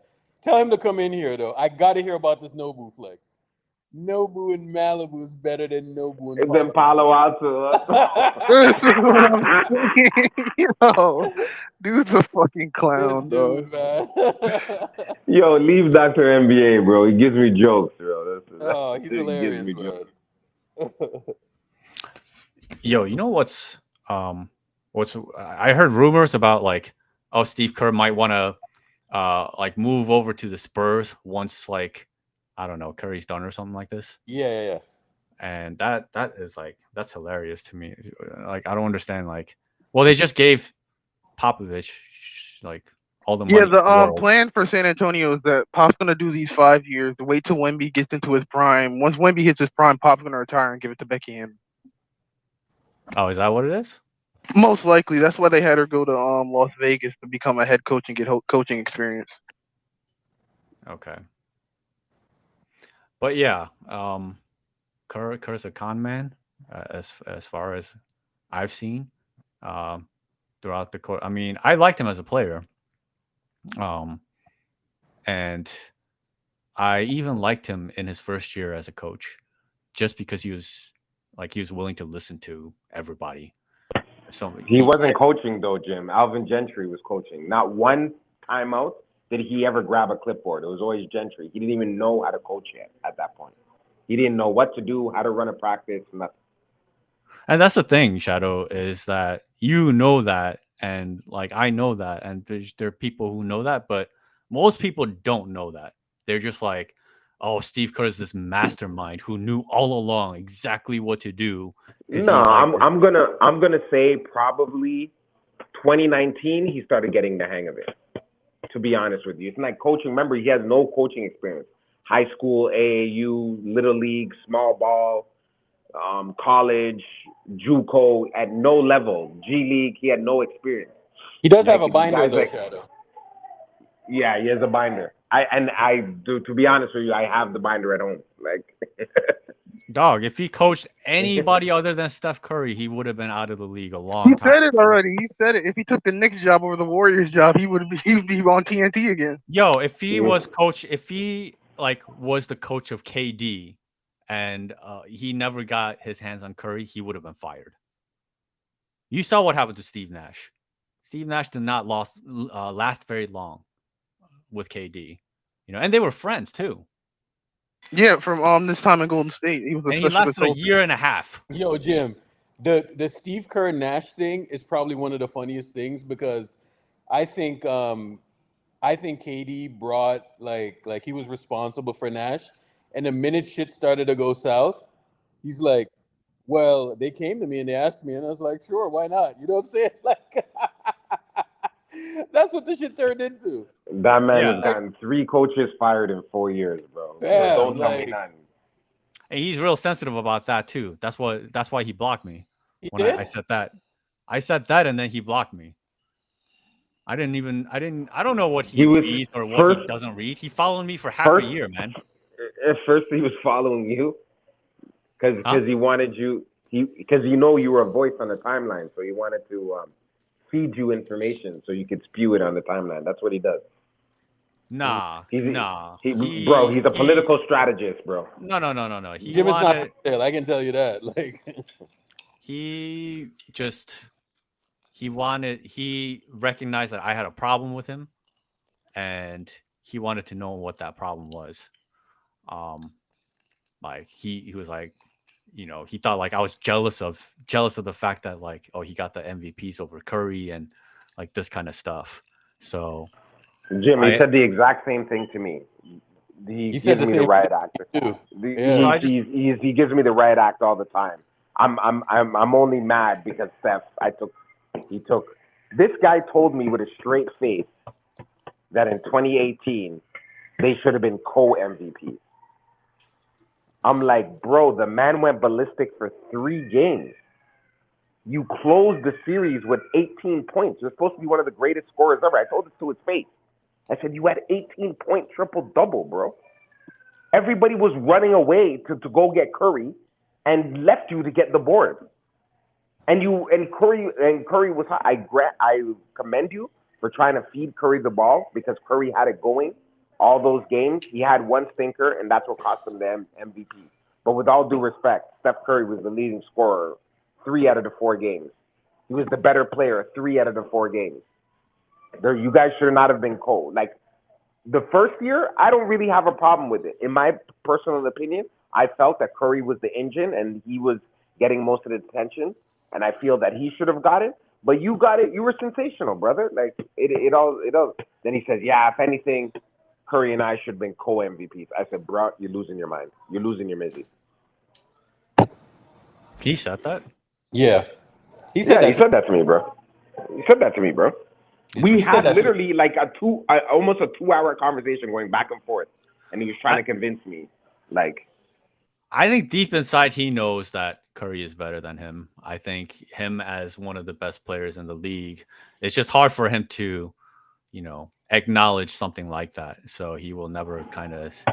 Bro, I pray that these guys are good and it goes to the Western Conference Finals and we pack these boys up in 5 or 6, bro. I can't wait.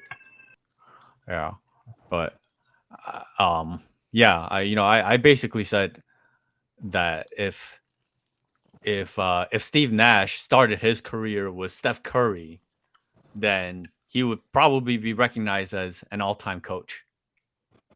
Instead, he ends up getting fired the same way Steve Kerr would have gotten fired if he was coaching anybody other than Steph.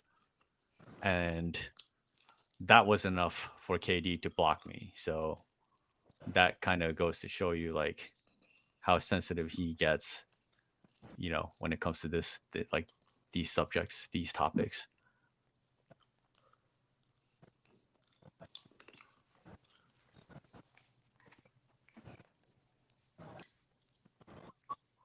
Yeah, it was interesting. I mean,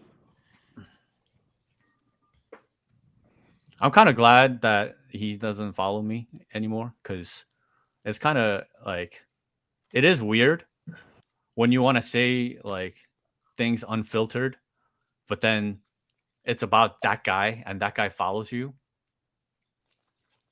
You know what I'm saying? So I don't like that. I don't like that limitation. Jim, here's the thing though. I like to be free in my speech. Jim, here's the thing. It doesn't make a difference because he sees what you say. You know what I'm saying? Regardless. So even if you say he follows you and this and that, and right, like things get back to him and he sees things and he goes and he seeks it out and he looks at it. So if you follow him, if you don't follow him, you can tweet however you want to tweet. It really doesn't make a difference. You know what I'm saying? Yeah, well, at the end of the day, it doesn't matter because I said what I said with him following me. Jim, it wasn't meant to be about him. Follow me. He just started to follow me maybe, I don't know, 8 months ago, right? And I tweeted something one time about what did I tweet about? About who's more skilled, him or Steph, right? So I lay out a whole argument, and it wasn't even like a quote tweet or anything like that. It was like one of those tweets in the comments, right?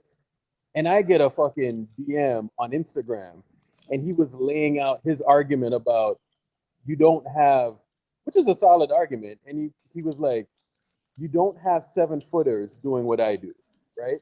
From a skill standpoint, which is true, right? Like, so he's like, even though I'm like, 6'10", 6'11", whatever, right? Like, guys at my size are not that skilled. You know what I'm saying? So saying that because Steph is the size that he is, he's more skilled and blah blah blah, right? He was like, that's not necessarily true because if you look at the amount of skill that's at the point guard spot versus the skill that's at the power forward 7-footer spot, he's like, it's not even comparable. So I was like, oh, okay, that kind of makes sense. I can see where you're coming from, but Steph is not supposed to be winning championships at 6'3". You know what I'm saying? Like, it's not supposed to happen.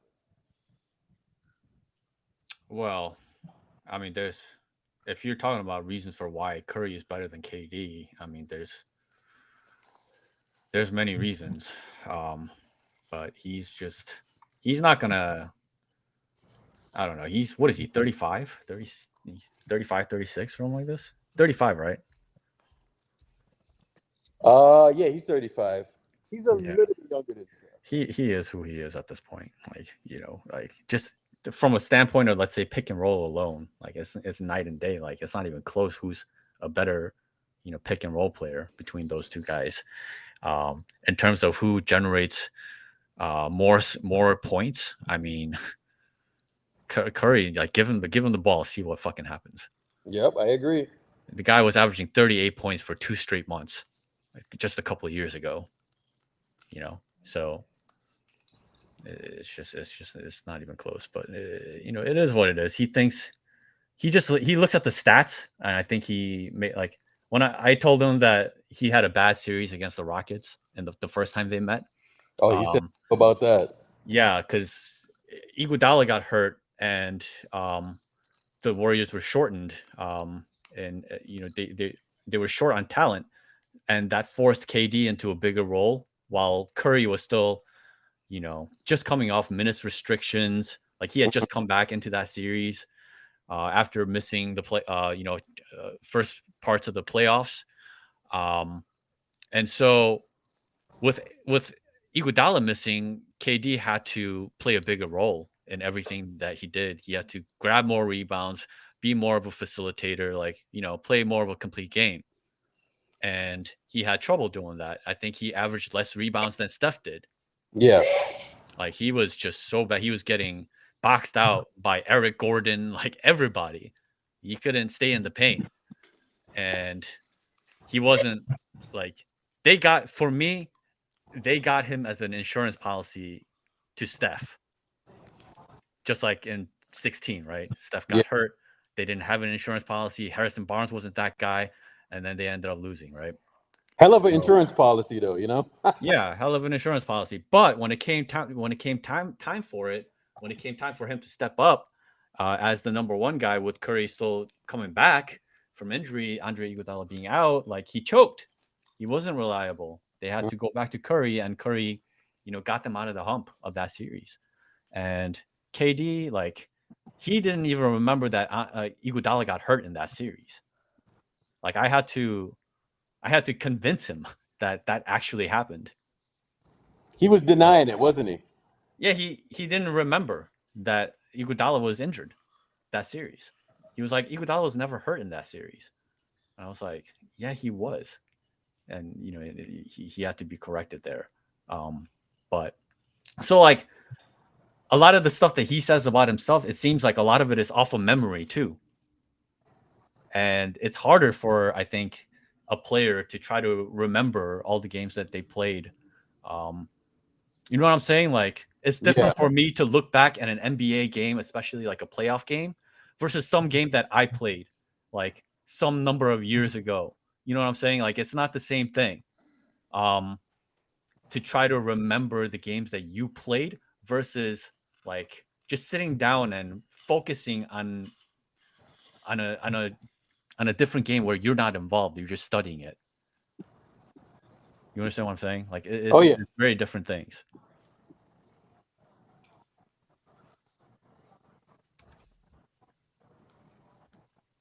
What is going on with Kev? Like, I'm confused. Which Kev, Kev? are you Prime Kev? Are you like talking shit towards me right now, or like are you playing joking around? Like, what is going on here with these comments? What's Prime saying? Something about like Steve Kerr, like Yo, Prime, request up. wanting to fight me, thinking that Steve Kerr can take me on. Kerr wants to fight Jim Park per source. Jim Park wanted Saric, Noel more than Saric. Like, what the fuck is going on? What are Prime these? request Like, up. I'm just curious. Like, are Prime, these request up, jokes Prime. or?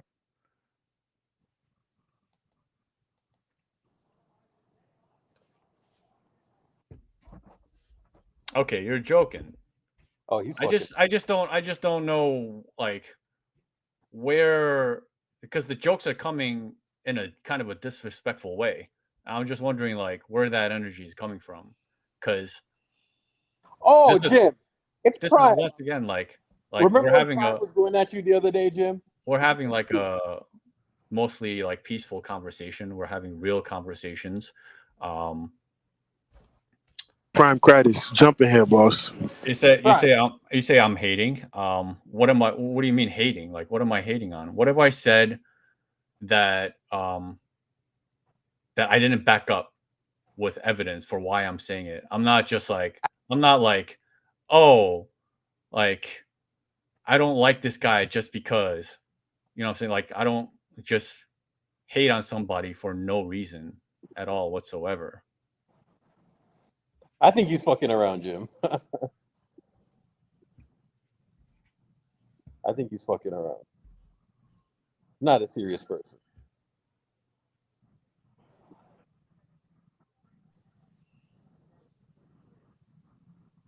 Oh, I Prime, hate Jesus. Kerr. Like, you don't you also not like Kerr? I see you having the same problems with Kerr that I have. So how did me having a problem with Kerr suddenly become a problem for you? Okay. You agree with me on him, so then there's no problem. Prime, why don't you just come up here and talk, bro? Like you'll do it on fucking Spaces, but you won't come in here and talk. A coke sniffing contest? Like, what the fuck? I don't do coke, bro. I don't do drugs that you get addicted to and like it can fuck you up if you're not careful. I don't do shit like that, you know. I do shit that helps me, that enhances me, that makes me smarter. I do shit that's helpful. Y'all are to me, flagrant in the that's chat, good man. for me. Hell is wrong with y'all, man. You're saying it's a joke, Jim. Prime is saying it's a joke. No. Somebody else said, Jim, you should do a coke sniffing contest with Ricky. That's what I was responding to. So I was like, I don't do coke. I don't do like hard shit like that where like, you know, it's addicting. It's the dangers are known. Like, I don't mess around with stuff like that.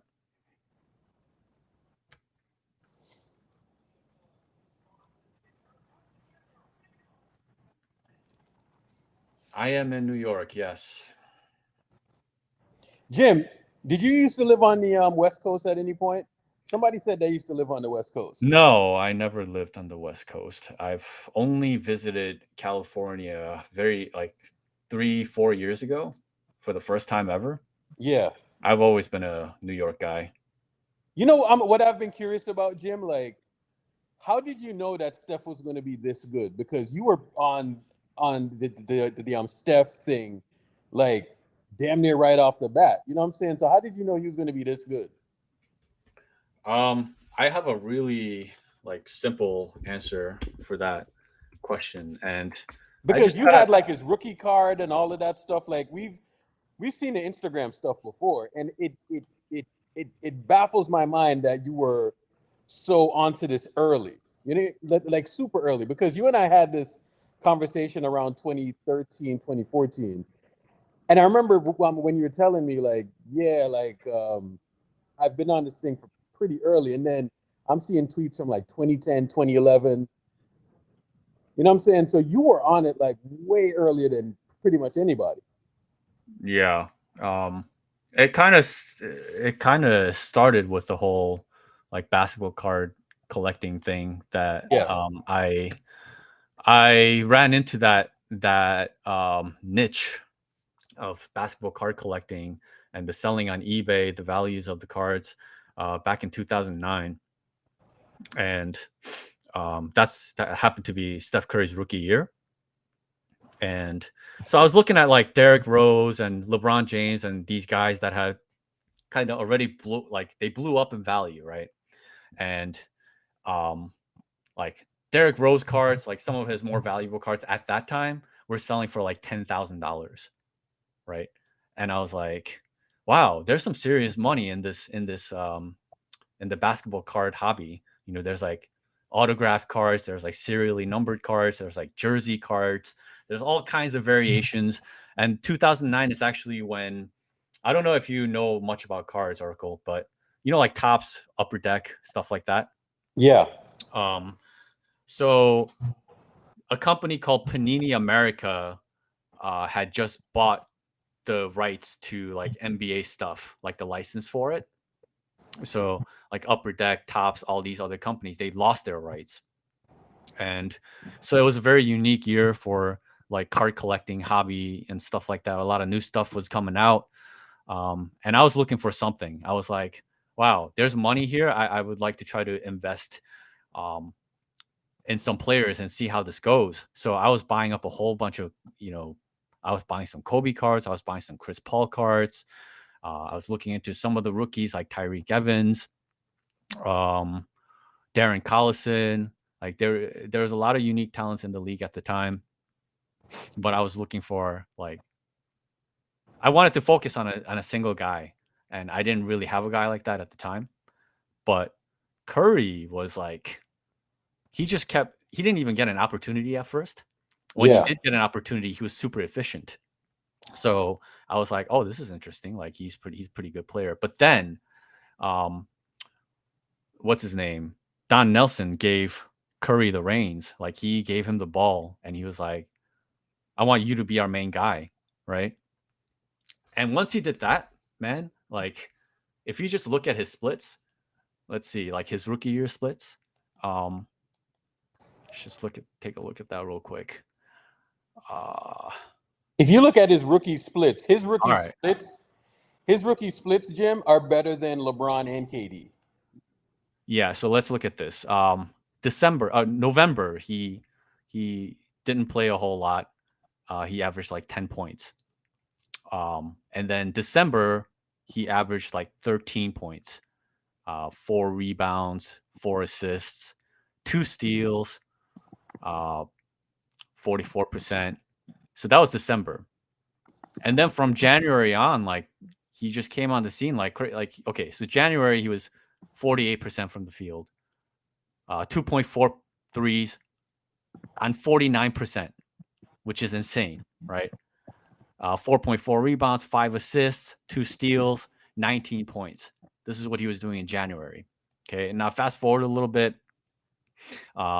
The team was decimated with injuries. I think Steven Jackson got traded mid-season. Monte kind of shut it down a little bit, letting Curry giving him more of the reins. And he was playing with like a bunch of G leaguers. There was like Reggie Williams, Anthony Tolliver, Anthony Morrow, like Mikey Moore, like all these G League. He's running with these G League guys, right? Yeah. And but he was like tearing it up. By the end of the season, here's how he finished the season. He was 26 points, 47, 47, 90 splits, which is, I mean, are you kidding me? Yeah, that's ridiculous. 3 threes on 47% shooting. 6.4 rebounds, 8.1 assists, 2.6 steals. Like, are you kidding me? This is how he finished out in April. Yeah. In his rookie year. So I'm just like, okay, Don Nelson just like uncovered something huge here. This guy's ridiculous, right? His efficiency is off the charts. He can score at will. He can dish the ball. Like, he plays defense. Like, he does everything. So, as far as I'm concerned, I was like, okay, Don Nelson showed the blueprint for the future of the Warriors. And it's not going to be Monte. It's going to be this guy. So that's how I started off. He kept getting better and better. And I was like, you know what? I'm going to sell everything else that I had. Kobe. I don't think I ever got any LeBrons because they were so expensive at the time. Yeah. Everybody else that I was picking up, I sold it all. And I was like, you know what? I'm gonna go all in on Steph because this guy he's the future of the Warriors. And that was shown to me very clearly in his rookie year. That's why I bought everything that I could. Like, every single rookie card there was to get of his, I got it. I was like a super collector of his. And yeah, that's how it all started. And then from there is when I started to call out all the problems, because I made an investment in this guy, not because like, oh, I like this guy. Oh, I think, like, you know what I'm saying? Like, it's not some So you were financially invested too, right? random fandom. You know, Yeah. I invested in him because I saw what he could do. And I was like, this guy is completely different, and he is the future. And his capacity for growth is like, man, the sky's the ceiling for this guy, right? So that's why, yeah. And then in the following year, Nelson was gone. Not AC. Keith Smart came in, and he was using Steph as a decoy. He was letting Monte do all the, he let Monte control the offense, dictate everything.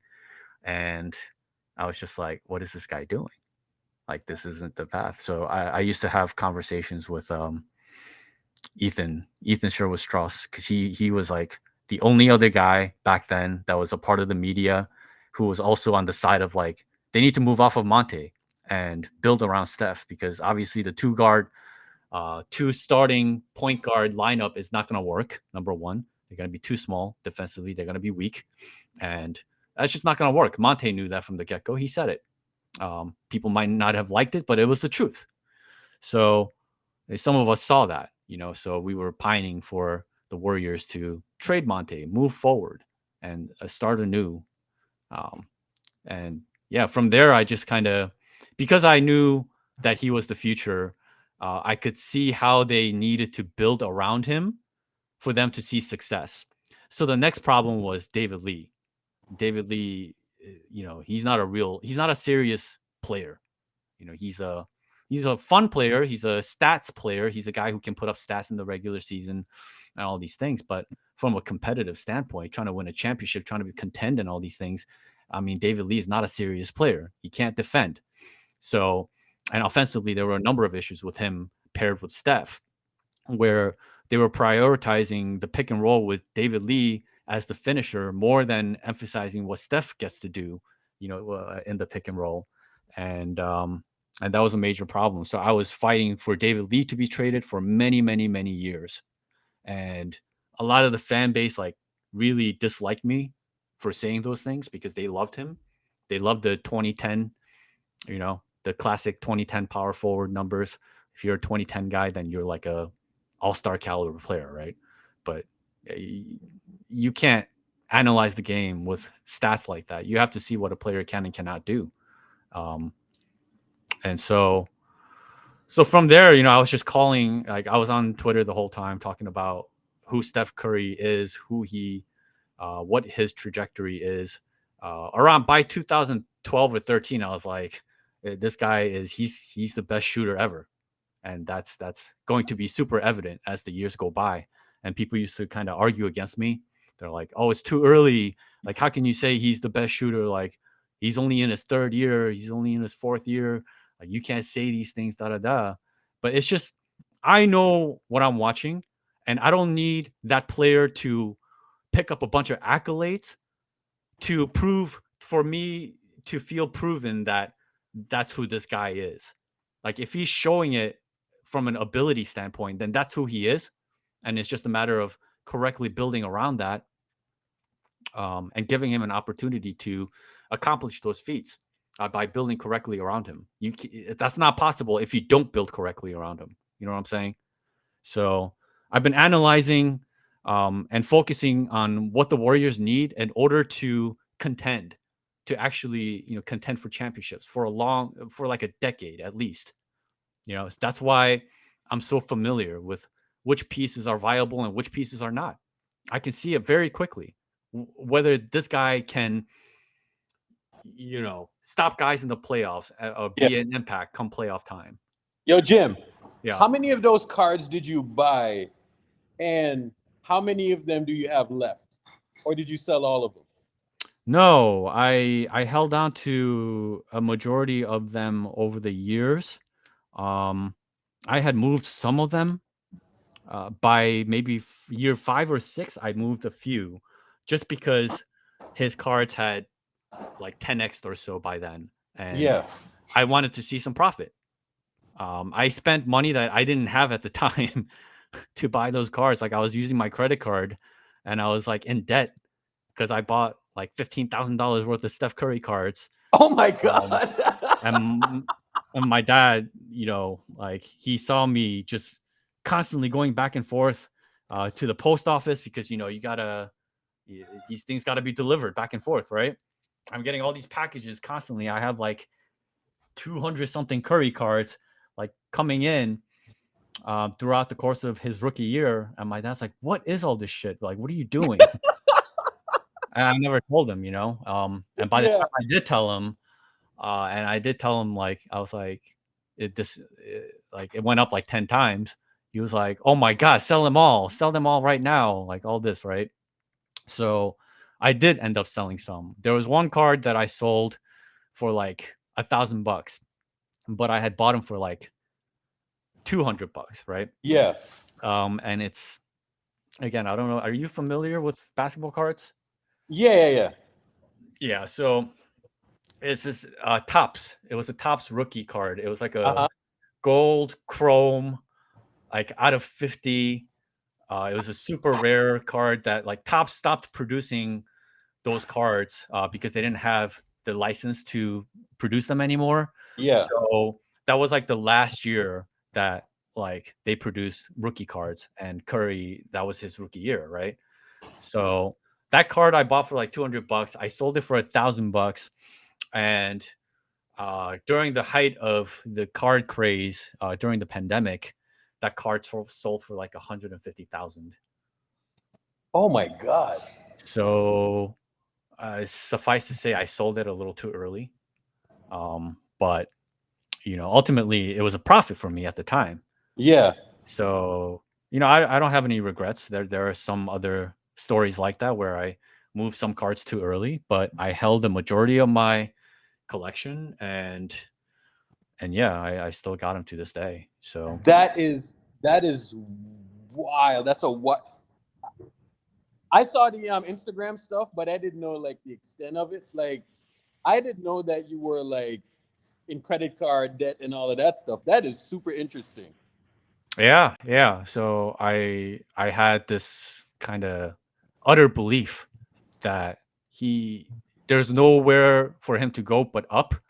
But obviously, the one thing that he had to overcome was the ankle injuries. Yeah.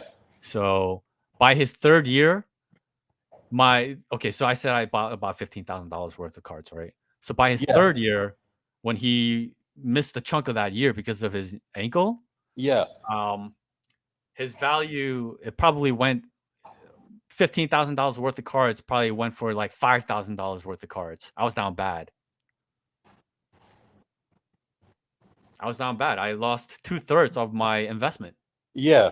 Within year 3. So it wasn't like an easy thing, I had to kind of I had to be like, okay, like this all comes down to whether he can successfully handle his ankle situation. And if he can do Jim, that, Steph has to have you front and center at his Hall of Fame speech. You know what I'm saying? Like, you got to be front and center, because that is probably the most inspirational story that I've heard of anyone that's a fan. You know what I'm saying? Like, it's actually not even close. Yeah. Talking about, I mean, he knows that too. I told him. like that's nuts. So yeah, like I've seen the interview and all of that, man. But like out of all of us that are fans or whatever, like I don't think anything tops that. You know what I'm saying? Like I didn't know like you were in debt and all of that stuff. Like that's crazy.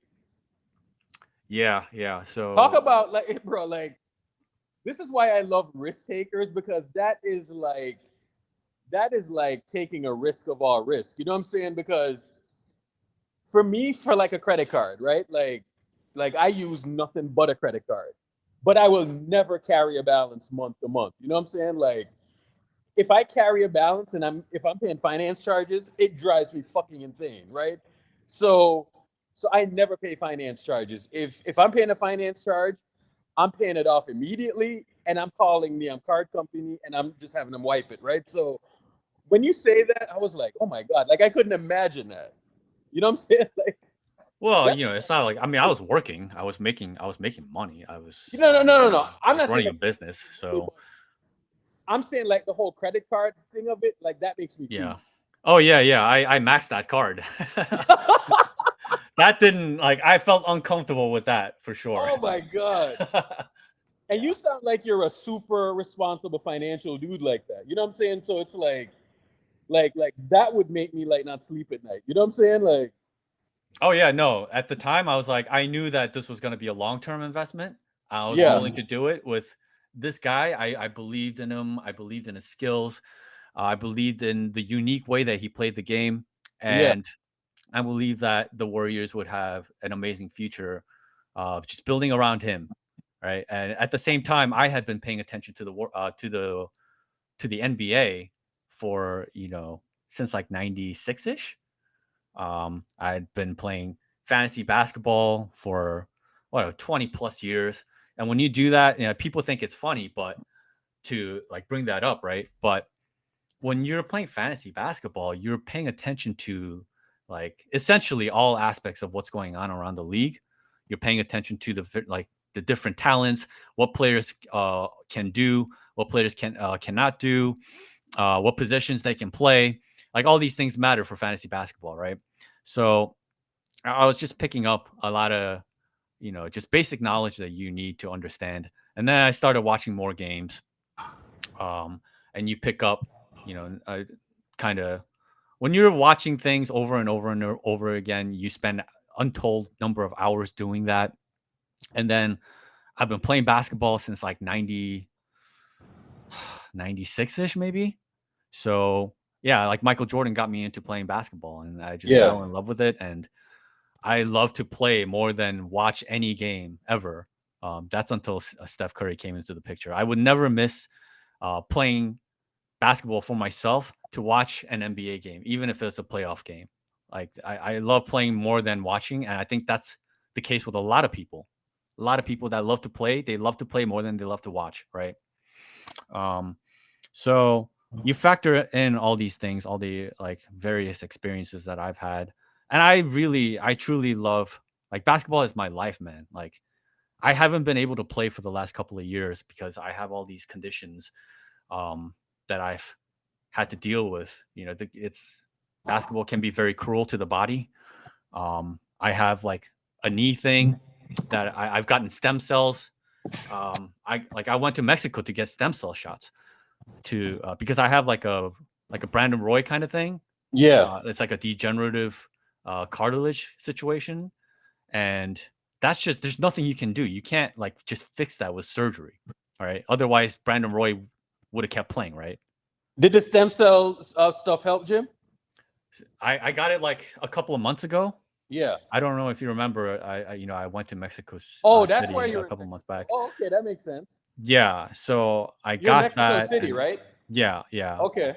and so I got that, and I'm not sure, man. Like I haven't felt better fundamentally. When you have a degenerative condition in your cartilage, and it's thinning the way it is with me, your the explosive, and it's in my explosive in my right leg. I'm Yeah. righty, so my ability to explode stop suddenly, so stop and go, and being able to jump freely, all these things kind of deteriorated over time. And NBA players like a guy like Gilbert Arenas, T-Mac, when they're not the same anymore, they quit. They stop playing because they lose the joy for it. They're not willing to play some other role because they knew what they used to be, and they can't deal with the idea of being anything else. You know what I'm saying? Yeah. But for me, it's like, like, do you follow like YouTube stuff, like I do, yeah. and all these guys that are on the YouTube scene? Yeah. Like Friga, all these guys. I love that shit. Like I'm telling you, like, good basketball content, I fucking love it, bro. Yeah. And like if I'm not entertained, like I'm not interested in watching it. And NBA tends to be like that, like, because they're all doing the same thing essentially, right? And like, obviously the stars separate themselves by being unique in some way, but if you tell me to watch like the Pistons against like the Hornets or some shit, like I'm not watching that. Yeah. even though they're like some of the best players on the planet, like, who wants to watch that? You know what? You understand what I'm saying? Too. I would rather watch Friga play on his YouTube channel. You know what I'm saying? So it's not like me when the Giants in the NFL were fucking bad. I could not stand to watch that team, dog. It's like I can't watch bad basketball or football. Yeah, and this is why it's funny to me when people are like, "Oh, you're gonna stop watching the Warriors when Curry stops playing," and I'm just like, "Bro, you're acting like the NBA is the only way for me to show my like appreciation and love for the game of basketball." It's just not true. Nah, Jim, that from like, anywhere. That story that you just told, bro, like people can sit here and say, oh, they're a fan and this and that, right? But I know for a fact they weren't watching all like that when the Dubs were bad. You know what I'm saying? Like, they were casually watching, but they weren't watching all like that. You know what I'm saying? I know they weren't watching. I know they weren't watching in the early part of Steph's career, because when I hear them talk about him, I can tell they don't know what the fuck they're talking about. Yeah. So that's why I know. But yeah, the reason I brought that the whole YouTube scene up is because, like, at my prime, because I was obsessed. Like, I went to college, I went to Rutgers, and sometimes I would just play basketball for 9 hours straight. And I just that's obviously that was a really stupid thing to do. I didn't take care of my body. Nobody taught me. I grew up in an age where there was no internet. Nobody was telling me how to do this and that, how to take care of the body and make sure that you do. Because if you don't, then because I thought like I was invincible. I thought I could just take seasons off. Like I could just take the entire winter off and then just come back when it gets warm and just start playing. Yeah. You can't do that, man. Your body will break down. You'll get injured. You have to stay in shape. Yeah. And so, yeah, I relied on my pure just abilities, like just God-given abilities. I ran track in high school, so I was super quick. I ran like long distance and short distance. I wasn't like the most elite guy, but I was like varsity level. So you incorporate that into your game. And it's just like, wow, man, like the things that you can do when you can go anywhere you want to go. And like I got my inspirations from, other guys in the league as I started to pay attention because of Michael Jordan.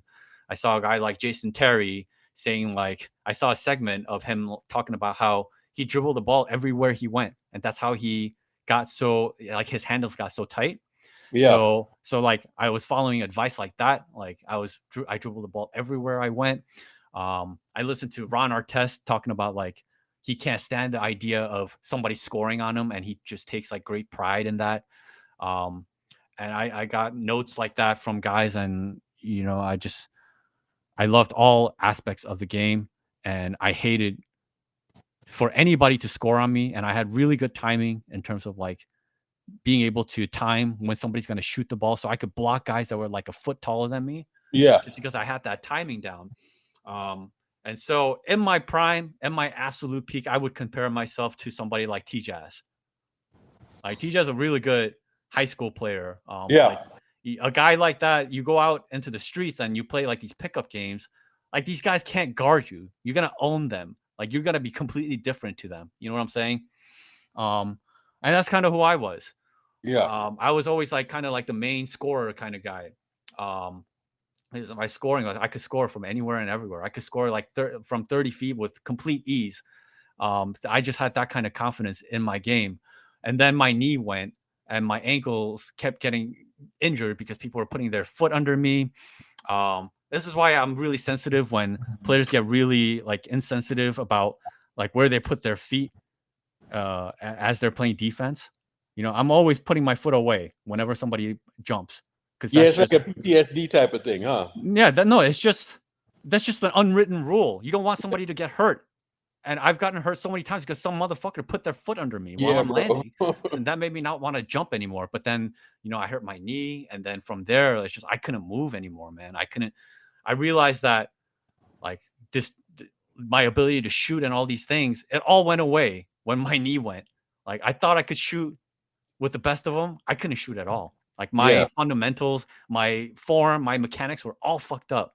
So Because of mental aspects, the mental aspect. no, because my body wouldn't listen to me and it wouldn't do what it naturally used to do for me anymore. Yeah. You know, when you can just jump and rise up and take whatever shot you want from anywhere and nobody knows when you're gonna rise up. It's just so easy. The game is so fucking easy, man. But when your body's not right, man, like Oh, it's the worst, man. It's the worst feeling. it's the worst. And yet I played through all of that. And I went from like one of the main scorer type guys to like a Draymond type. You play defense, set screens, like, and learn about that aspect of the game. You know what I'm saying? So I love all aspects of the game, man. Whether you're the main guy, whether you're that guy that needs to be on that team that controls things, the defense, whatever. You know what I'm saying? So I incorporate all of my experiences from having played myself against all kinds of different competitions. And then obviously watching all these NBA games, and then watching the league closely, playing fantasy basketball, knowing all the personnel, knowing what guys can and cannot do. When you add all these things together, man, I'm a fucking expert at analyzing and understanding like which player is good, which player is not good, which player is going to be viable, which player is not going to be viable, why this player cannot he cannot be used come playoff time. I can see it right off the bat why they can or cannot be. That's why I can tell you after watching 3-4 games of JaMychal Green that he's not a viable player for the Warriors come playoff time. That's why I'm like 5 games in, I'm like, they need to trade this guy. He's the wrong piece. Yeah. You know what I'm saying? This is why I'm able to sound the alarms because I can see the flaws in their games and I know how they're not going to fit. So, man, like I realized somewhere along the way that I can do the shit better than a lot of people that are in the NBA. And that's when I started to realize like, oh, well, if you think I'm wrong, then come up with a counter, come up with an actual argument. Jim, I shit you not, bro. So I know a few NBA people now, right? Like just from like, you know, being on Twitter, I have a few connections and all of that, right? But once you start to get out with them and talk to them, then you realize like you know the game just as much as they do. You know what I'm saying? And then when you hear them talking, you have conversations, you're like, ah, shit, like I know more than you. I know more than you. It's not hard to analyze and all of this stuff, right? But when you realize that you're on the same type of from like a mental standpoint and just knowing the game, then you're like, okay, right? Like, sure, you didn't play the game professionally and all of that stuff, right? But there's not that much to it, right? Like, yeah, you don't have to. I mean, obviously, playing at the highest level, you will understand some things that some people will never understand. I totally understand that aspect. But when you play the game in accordance to the level that you belong in, right? You're still going through the same things that are conducive to winning or losing. You understand what I mean, right? Yeah. Like you still have to play defense a certain way, and obviously play offense a certain way, and you kind of you understand what it takes to win within your competitive level. Yeah. But those fundamental things don't change just because the level of basketball goes up higher. You understand what I'm saying? Oh yeah. So when you understand that, then it's this is why, like, you know, some people are like, oh, you never played the game at the highest level, so you don't understand. But then you look at the personnel in the NBA, and you look at, like, you know, like the Van Gundy brothers, for example. Are they even like is Stan Van Gundy even over 6 feet? No, he's not. Yeah. And Ron Adams, I think, is like 5'8", 5'9", or Yeah. something like this. Tom Like, Thibodeau's small as hell, bro. Tom Thibodeau's Yeah. 5'9". you look at the minds that are controlling and dictating what's going to happen on the NBA floor, and it's not like some dominant former player. You know what I'm saying? Like, yes, they play basketball maybe at college level, high school level, but they were never good enough to play at like, pro level. You know what I'm saying? And yet they are the minds that control and dictate what happens in today's game. So when you think about that, Yeah, it's very few former players who actually end up being very good coaches. Few and far between. yeah, or even like a GM, like Steve Kerr proved to be a horrible GM, and he's proven to be a horrible coach as well. You look at Michael Jordan, a disaster GM. As an owner, like, what has he done? I mean, like, he's grew it and he made money off of it, but in terms of pure basketball and building like a franchise that's worth a damn in terms of like competitiveness and being really good, like, he hasn't done shit. And there's so many people like that. You know what I mean? You listen to like Charles Barkley talk about the game, like, it's just like you lose fucking brain cells. He's not even paying attention half the fucking time. True. So true. It's so true. You listen to like Jay fucking Williams. Like, what the fuck? Have He you ever tries, heard that guy talk about Steph Curry? Hey, Jim, Jim, he he tries just to got sound like an fired. intellectual. He tries to sound like He an just intellectual, got but he fired fuck, by ESPN, so you don't gotta worry about it no more. bro, he tries to sound like an intellectual and he's a fucking jackass, bro. He tries so hard to sound like an intellectual too. Like, can you imagine like Kendrick Perkins having a conversation with me about the Warriors? Who do you think would know more about the Warriors in that situation? Me or him? Oh, my You, It's not even close. Yeah. You'd run. I'm pretty sure every person, all 90 people in here, would run circles around Exactly. Kendrick Perkins. Yeah. Exactly. Fucking like It's not even close. Dre, like, you know what I'm saying? Like, people are like, oh, like, you have to play at the highest, like you got to get over yourself and realize that people can actually, like, there's different levels of basketball, but and understanding that level of basketball versus executing are completely different things. So that's the thing that players seem to be missing. You know, they always Ooh, talk about like, Satan. oh, like, yeah, it's all fucked up, man. The way people think about how the game should be analyzed by who. So here I am. I'm just, I'm gonna be doing this for as long as Curry's around, and then I gotta move forward, man. There's so much more shit to life to discover, and I You're not gonna really, follow the NBA at all. I really Jim? do At have, all? I really do have bigger fish to fry. If you think I'm a controversial figure within the NBA circles, like, you haven't seen the half of it yet, man. I'm just not making noise on the other end of the other end of things because I love basketball and I'm stuck like rooting for this guy that I know is the GOAT, but there are these circumstances that are making it seem as though he's not, and so I'm trying to write that shit because whether it's basketball or anything else, I think the most important thing in life is truth, being able to speak the truth and tell it. Not everybody's going to like the truth, obviously, for many different reasons, but that doesn't mean the truth is not truth. It's the truth is truth, whether you like it or not, and Yeah. that's what I'm here to do. I'm just here to journal the NBA with Steph Curry, the Warriors, and tell what's going on because not a lot of people are able to correctly tell what's going on. I've been waiting for forever for other people to do it, to tell the truth, and they haven't been able to. That's why I started speaking up. I'm like, okay, I guess I got to do it myself. Man turned to Danos. Fine, I'll do it myself. Jim's gonna run for Man, hey, Jim's gonna this run is for why office. Jim and I align. You know what I'm saying? Because we're definitely like-minded like that. You know what I'm saying? Like to me, Steph is the greatest player of all time. You know what I'm saying? Like, and I'm sure Jim feels the same way too. So, but I feel like along the way, like, people have just like done stupid shit with Steph. Like, whether it be Steve Kerr, whether it be Draymond, like, they've just never been on the same page. And I feel like if we were ever on the same page, Steph probably would be at like 6 right now. You know what I'm saying? Yeah. I really, really feel that. Yeah, and Curry, you know, so much shit going on around him. Whether it's like Nike, the fact that he signed with Under Armour, and Yeah. how the entire dynamics of his career, the narrative on him has changed because of that. And there's just so much has happened, right? And so when you talk about the NBA and you kind of talk about the most polarizing thing, the most important thing, it's Steph Curry. Yeah. And Yo, so Jim, let me ask you this question.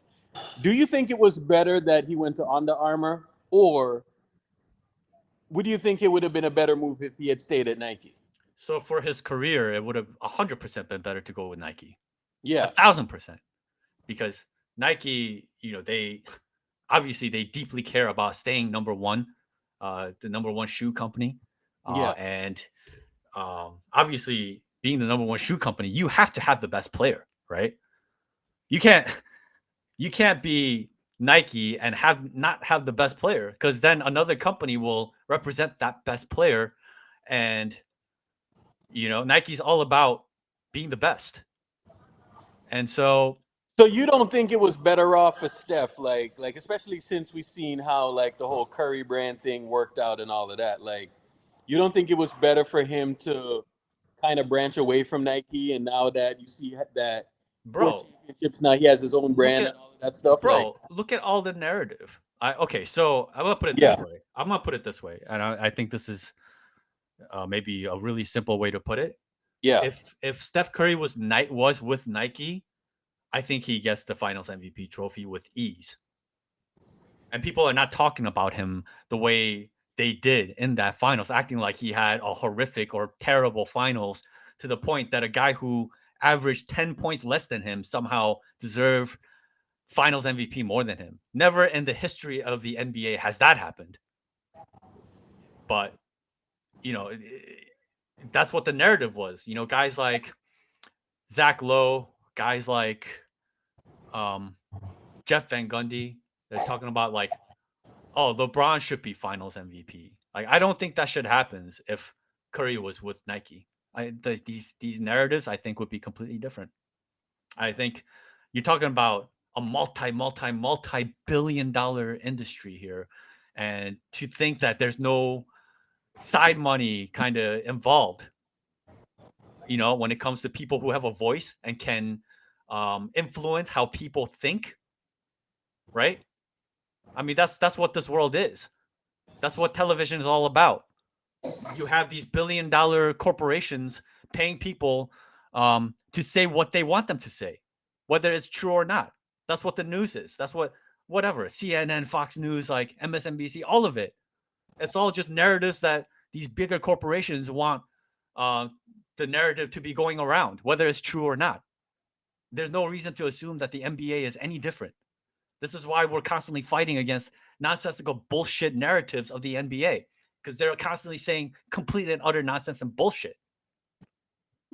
So yeah, it absolutely hurt Curry's career and narrative and his overall reputation, by not being with Nike. 100% believe that.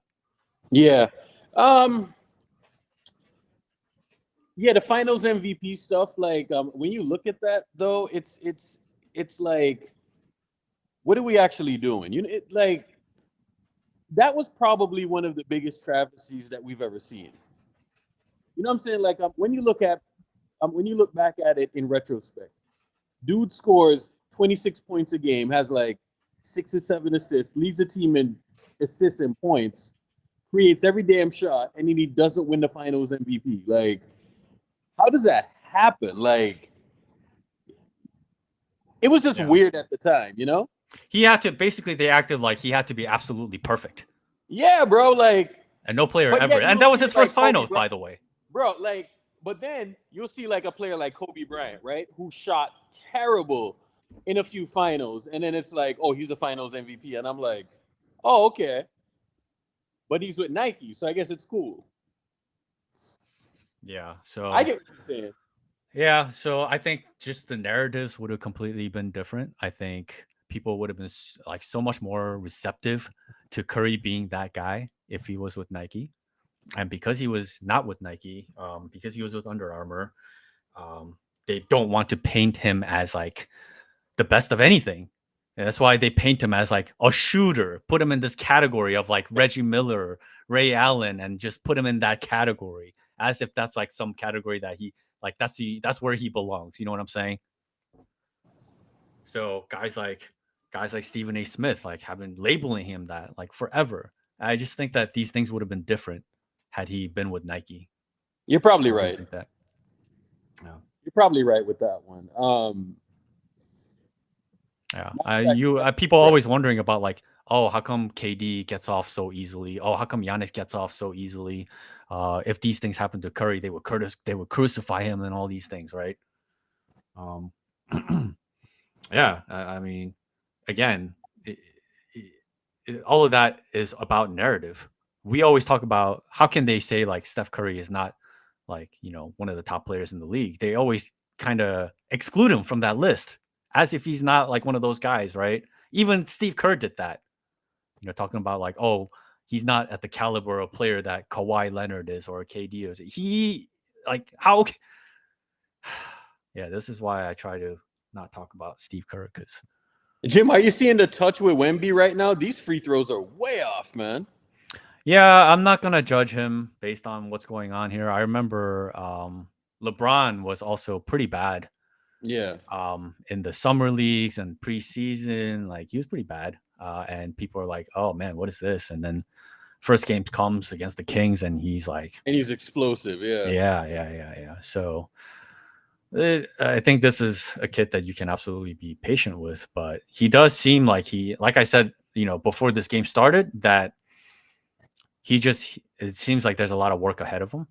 Yeah. He's not like some super polished guy ready to come in and just dominate, You can see the obvious talent though, you know what I'm saying? Yeah, like, of course.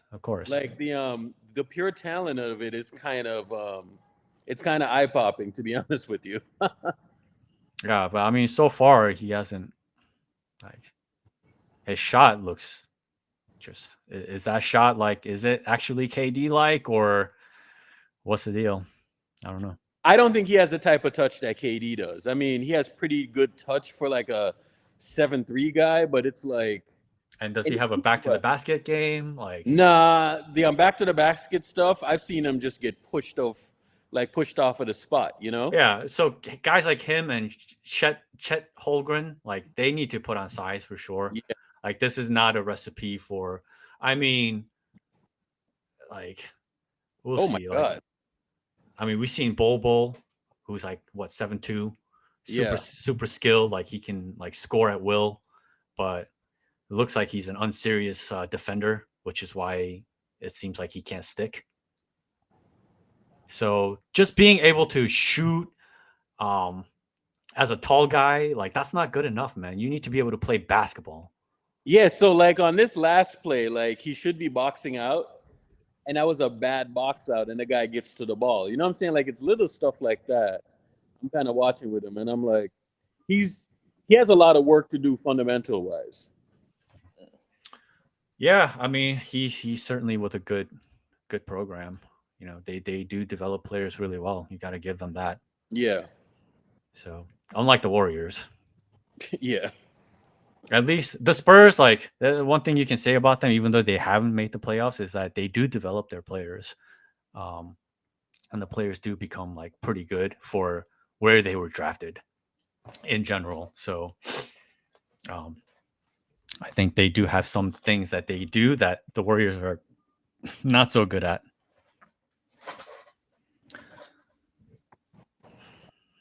Yeah, I like his talent though. I mean, it's just kind of like a freaky thing to watch. You know what I'm saying? Like a guy that big moving like that. You know what I'm saying?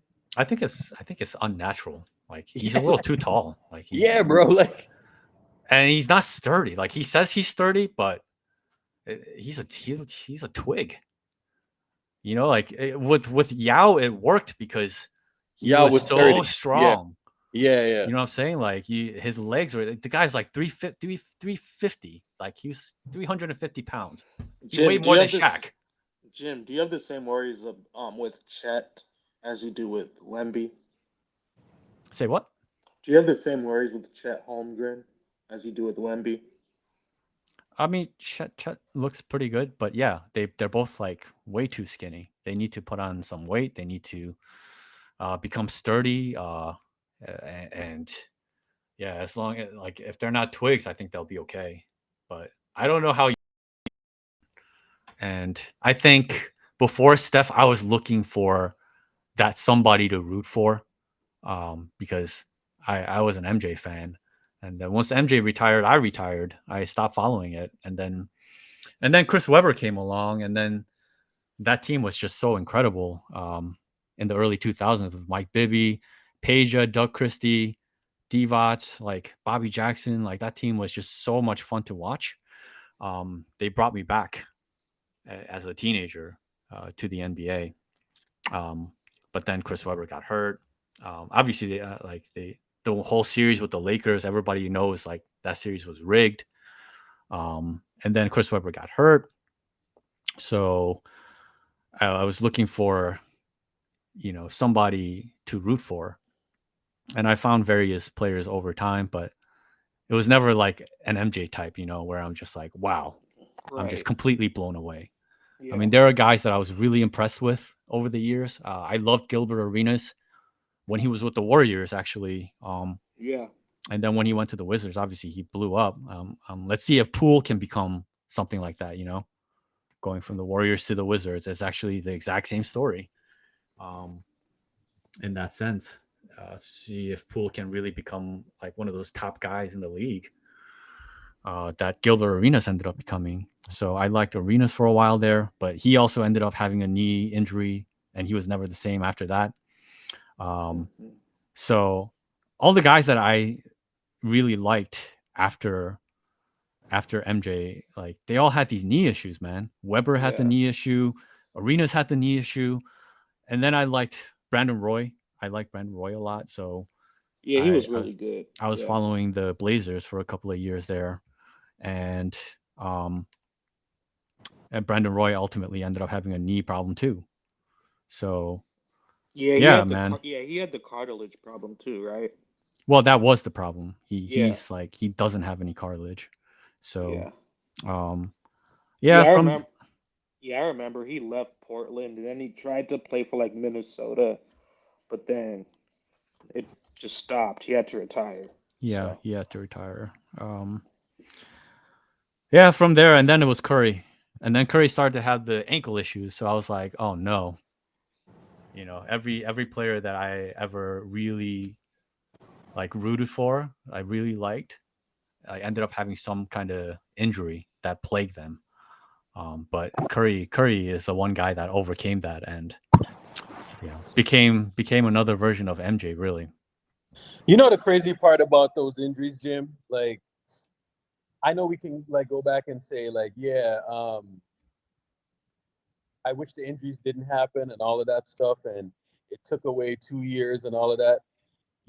Like I think those injuries kind of shaped him from the standpoint of it probably made him tougher. You know what I'm saying? Like it made him mentally tougher because if you look at the guys that injuries ruined, you know what I'm saying? Like sometimes you just can't get over the injuries from a mental standpoint. And kind of when you look at the injuries, the fact that he's won 4 championships and all of that stuff, it makes you mad that the Warriors kind of took the route that they did. You know what I'm saying? It's almost like they fucked with it. oh And yeah, hmm from that standpoint, it should make fans mad and it should make people angry because it's almost like they did not believe in this guy. And this guy is like the ultimate, like, mental grit. He's really, really tough to beat. You know what I'm saying? So during like that 2021 season, when they had like fucking Brad Wanamaker in there and the clowns and all of that stuff, it makes you mad that they took that approach and then they took the same fucking approach again last season. You know what I'm saying? Like it just makes you mad, man. Like they have like this guy there. You don't know how much longer he's gonna play, and it's like they just constantly did stupid shit just to fuck with it instead of trying to get better. they had like this whole stupid plan that just never worked, where they just load up the team with young guys and they're just hoping the shit sticks. And we literally just won a championship. You know what I'm saying? And it's like all of a sudden it gets to like the championship thing, and I'm like, what the fuck are we doing, man? Yeah. Well, like I said earlier, Steph Curry is the main character in the NBA, and he has been for quite some time now. Yeah. I think a lot of people don't realize that, and I think the Warriors fail to realize that to some extent.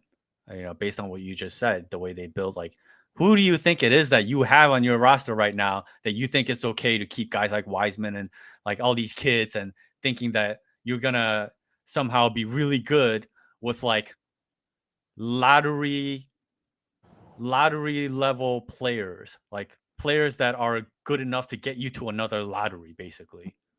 Like, what are you doing?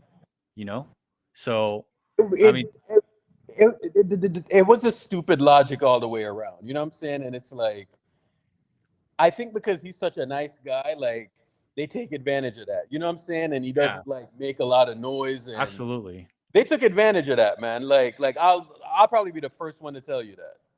I'm telling you, man. Going pedal to the metal. You know what I'm saying? It's I'm telling you, man. Bob Myers, like, that guy was so lazy, and he was so like privileged at his position, just because of all the championships, KD coming over and whatever. But in terms of just building a solid roster year after year, like he's failed them so many times. That's why I'm just like, I'm so over this guy. Like, what is he doing? Like, they're always talking about, oh, they need him because he has such a good relationship with the players. Like, fuck that. Yeah, fuck that. Who gives a fuck? Yeah. Who cares if he's close with Draymond? How is that helping the team? They just lost him and they signed him to a good deal. Doesn't look like they needed him after all. And they made all these signings this year, now that he's gone, that he wasn't able to or willing to make any of in the prior offseason, taking everything for granted. Oh, won a championship. Let's take it easy now. Like, what the like, you need somebody who's like, who deeply cares, is intense about the nuances of your roster, man. Like, I'm going to be honest with you, Jim. I don't want my GM to be close with the players. Not too close. What I'm saying? Not too close. I don't know. Like I'm going to be dead honest with you. I don't want them to have like a relationship where, bro, like guys are trying to stay like in the league. You know what I'm saying? And if you have to make a tough decision, how do I know that you're going to make that tough decision? Yeah. You know what I'm saying? Yeah. I don't like when GMs are close like that. The job of the GM is to think long term, and the job of the coach is to think short term, like the now, winning now. You know what I'm saying? Yeah. So, so you can't be buddy with fucking players, dog. Like players are trying to like extend money and all of that stuff. Like, nah, man, I can't be having that relationship be too buddy. Like, bro, that always bothered me fundamentally. Bro, at the end of the day, the GM, like, you're the boss. You know what I'm saying? Yeah. You're the boss. You need to make whatever decision is the best for the team. And yeah, this guy wasn't doing it, man. He should have been the one to suspend Draymond. And he couldn't do it because he didn't have the stones. Oh, I'm friends with Draymond. I don't want to do that to him. Get the fuck out of here. Do your fucking job, man. You didn't do it. Now you're gone. Good. Mike's doing a great job. I like what Mike's doing. I like the way he thinks. I like the way he has like a sense of urgency about like what he wants to do with the roster. Yeah. And a lot of things he's gotten a lot of things done in a relatively short period of time. Now they just have to round it out and it'll be good. Yeah, like a lot of people are like, "Oh, Bob, this and that." I'm like, I don't think he did that great of a job. You know what I'm saying? To where he's gonna get like, like 20 million. They were talking about like a number like $20 million a year. I'm like, are you out of your fucking mind? Like, for what? Curry makes it appear as though these guys are that good. He makes Steve Kerr look like an all-time coach. Once Curry retires, they will find out who Steve Kerr really is, if they haven't found out already. somehow, which I know a lot of people, obviously still haven't. But the people who know at this point, they know. I remember even Dre, when I first started talking to him like last year, he had this notion that like Steve Kerr's a good coach and like all these things. Oh, he does the right things in the playoffs and all this stuff. Well, he got a dose of reality this year. So now you hear kind of Dre talking about like Steve Kerr's on the hot it seat. sounds completely You know different what I'm saying? now. Like Jim, I don't think that Dre has like the 2015 to 2016 frame of reference, right? Because some of that shit that he was doing, a lot of the stuff that he was doing in 16 was fireable. You know what I'm saying? Like absolutely fireable. Yeah. Yeah. I'm not as strong on the Steve Kerr thing as you are, but we kind of align. You know what I'm saying? Like there's some things that he does. I'm like, what the fuck are you doing? Like seriously. What I can tell you, Urkel, is this: it's just in a theoretical situation. If the Warriors had lost Steve Kerr last year and had Mike Brown, the results would have been very different. Would you agree with that? I do agree with that. Like, I don't. So when people say like, "Oh, Mike Brown," blah blah blah, like I think Mike Brown is a better coach than Steve Kerr. Of course, he's a better coach than Steve Kerr. He has like so much more experience than him. Like it's He not does, even close. yeah. He was coaching Steve Kerr as a coach, and like Brown, he went 11-0 in the playoffs with the Warriors without Steve Kerr. So you have a sample size as well, and he went 2-1 to beat the Grizzlies last year. So, and not only did he prove to be a better regular season coach than Steve Kerr, obviously with a lesser roster, he pretty much beat Steve as well until Curry, decided to take matters into his own hands and win in Game 7. But ultimately, Steve Kerr lost that series. Yeah. From a coaching standpoint, right? I think Mike Brown is a better coach than Steve Kerr is. There you go. So if he's the better coach, then like that means the Warriors have a capacity to be a much better team under a better coach. And they were not this past year because of that. And 2 years ago, they missed the playoffs altogether because of that. Yeah. So, and they're just like glossing over these things. Like if Phil Jackson, Mike Brown made a finals a few years back. You know what I'm saying? Like Mike Brown, won? Like he won like 66 games. He made the finals. He won 66 games, won 62 games, right? And because LeBron decided that he was going to pack up and leave, then all of a sudden, Mike Brown gets fired after winning 60 something games. Then they bring him back, and he's on a young bad team. You know what I'm saying? And then he ends up on the Warriors. You know what I'm saying? But he's actually a really good coach. You know what I'm saying? So he's one of the top coaches in the league. Yeah. I think and the Warriors had him, and they chose to let him go for a completely inferior coach. Yeah. For the reputation that he has as a supposed the man leaves and the defense falls off of a cliff. You know what I'm saying?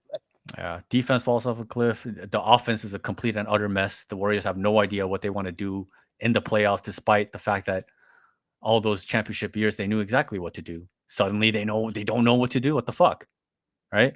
So you say like you're not on my level in terms of how you feel about Steve, but if you want the Warriors to be the best version of themselves, if you want Curry to be the best version of himself, and if you want a lot of these players to be their best selves, then a better coach would do that. And that would in turn give them much better results. We saw that even with Luke Walton. Luke Walton proved to be not that good of a coach outside of the Warriors, but with the Warriors, I mean, he was one of the greatest coaches of all time. 100%. Right? And he, like, it's sad. Like, he doesn't even get the credit for that, nor does he get credit for those games that he won without Steve Kerr. All those 39-4 record that he had, all those 39 wins went to Steve. So you see how like history's distorted. People that actually deserve the credit don't end up getting credit, and people who don't deserve the credit end up getting the credit. And and there's just lies and fallacies all over the map. And because I can see those things, I'm here to clear that shit up. Whether whoever's listening, whether you like it or not, this is the truth. This is what happened. And the Warriors would absolutely be better if they, going into next season, if they have Mike Brown, they probably win like 70 games. No lie, with this roster. With Steve Kerr, who knows? It's a question mark. Yeah, who knows? So that's why I'm always fighting for what's best for the Warriors. And Kerr ain't it. That's why I'm fighting against it. They just, people have this notion that like the Warriors somehow cannot function without him. Like, even though they've shown time and time again that they function great without him. So yeah, you're preaching to the choir at that point, because I am not under that assumption. yeah, I'm still waiting to see if they'll hire another assistant to replace Brown, because I feel like they didn't do that. They lost the development coach anyway, so they got some moves to do in the coaching staff, right? Mike Brown had that defense looking generational last year, man. I mean, it was crazy. Like, yeah, that shit was crazy for real. He was generational, and I don't think people understand how good that defense was last year from a schematic standpoint. Oh my God! The first 20 games when they went 18-2, like Yeah. offensively, they were like spotty. They were like on and off, and Curry was on and off because of the new rotations that they put on him, right? Yeah. Obviously I was complaining about that for the majority of that year. But even with that, their defense was so good that like it didn't really matter that they had like some offensive issues, because defensively they were just so dominant, man. And that, 100% that was Mike Brown. So now, who knows? Who knows with this whole Atkinson situation? But I'm always gonna fight for like what is best for the Warriors, what is best for Curry's legacy. And like, as a Warriors fan, I don't know how you couldn't care about the greatest player in your franchise's history. You don't care about his legacy. You don't care that he brought you 4 championships, and you don't care that he has the capacity to bring you more, that he changed everything about your franchise, that he turned your franchise into the main character of the entire league, that he made you more relevant than ever, that he like just brought you endless, amount of memories and joy that you never had before him. And you're saying like you don't care about this guy that brought all of this for you. It's just like, what kind of fan are you? What kind of a fan is so ungrateful and just like, oh, whatever, like this is not about Curry, it's about the team. Like, yeah, it's about the team, but it all starts with Curry. So to say like you don't care that he's not getting these accolades that rightfully belong to him, that is being taken away from him from within because his coach doesn't care to maximize the guy and still be able to win at the same time, which you should be able to do. But he's had trouble with that.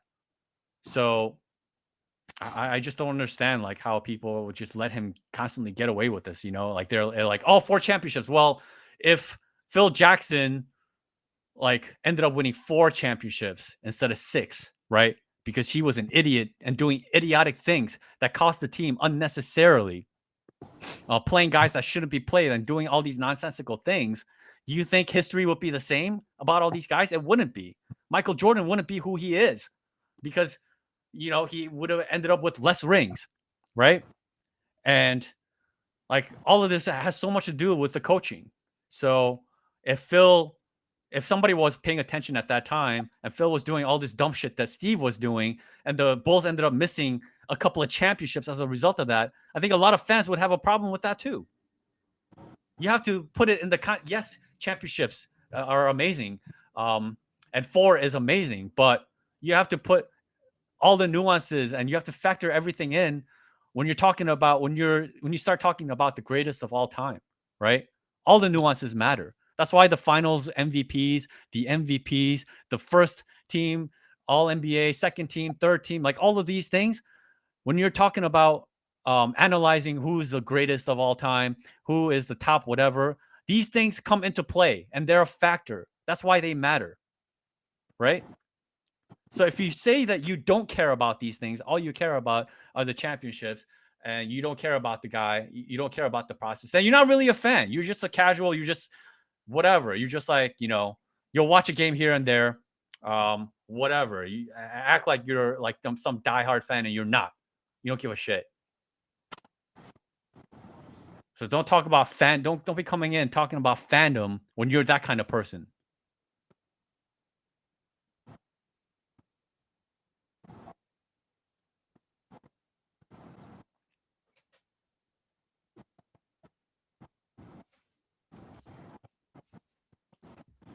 Wemby making threes now. Look at that. Well, the whole idea was that he can shoot, right? Yeah. He has 20 and 10 right now. Oh, does he? Yeah. 20-10, 2 blocks, 1 steal. Oh, wow. Yeah, I don't give a shit about this game. I didn't realize he was having that kind of game. Yeah, I don't care if he does have that kind of a game. Over it.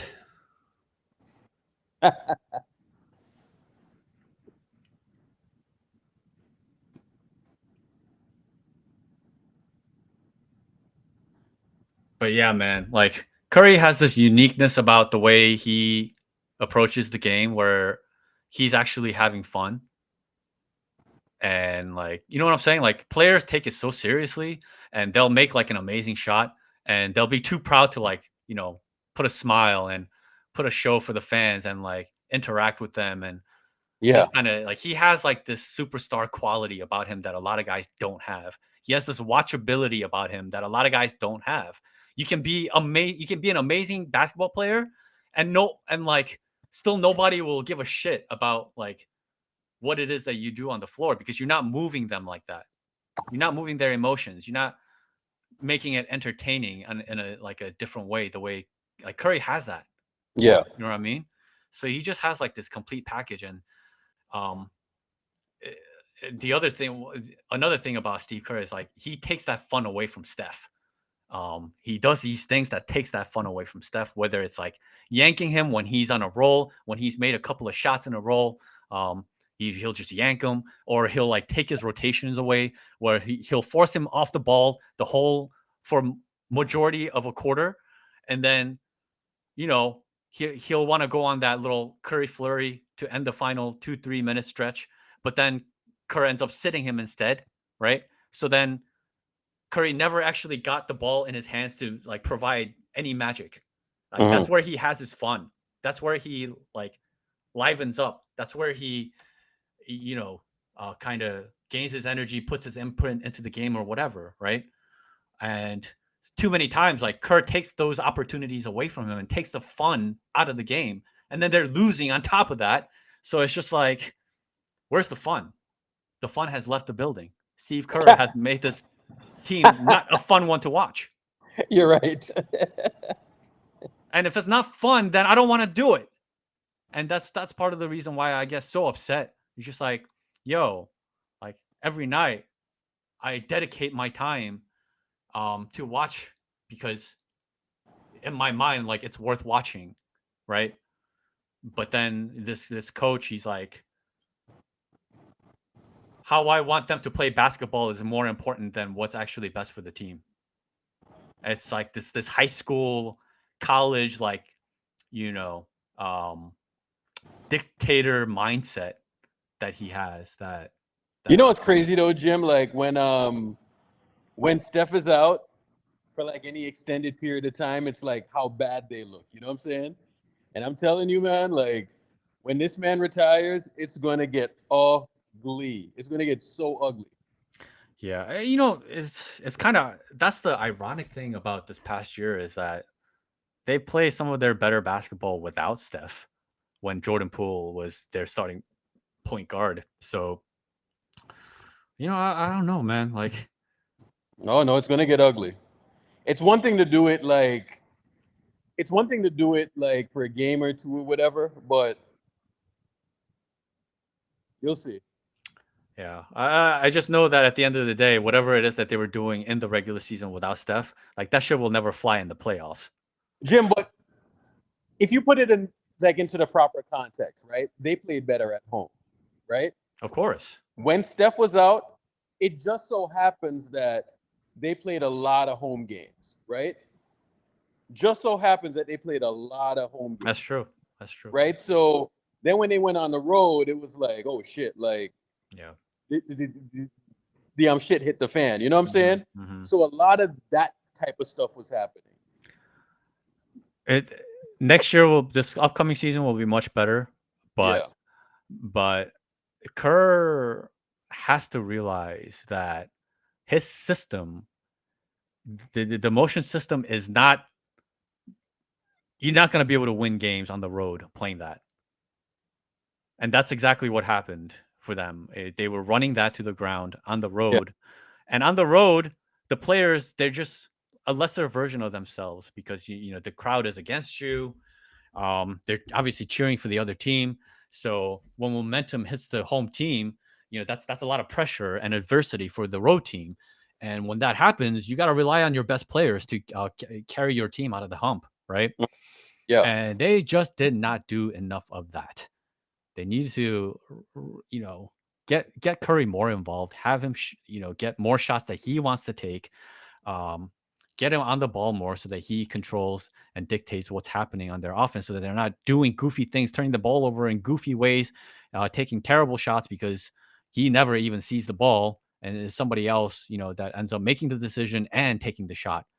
And if you think you're going to win road games playing that kind of style, you just saw that it just doesn't happen. Yeah.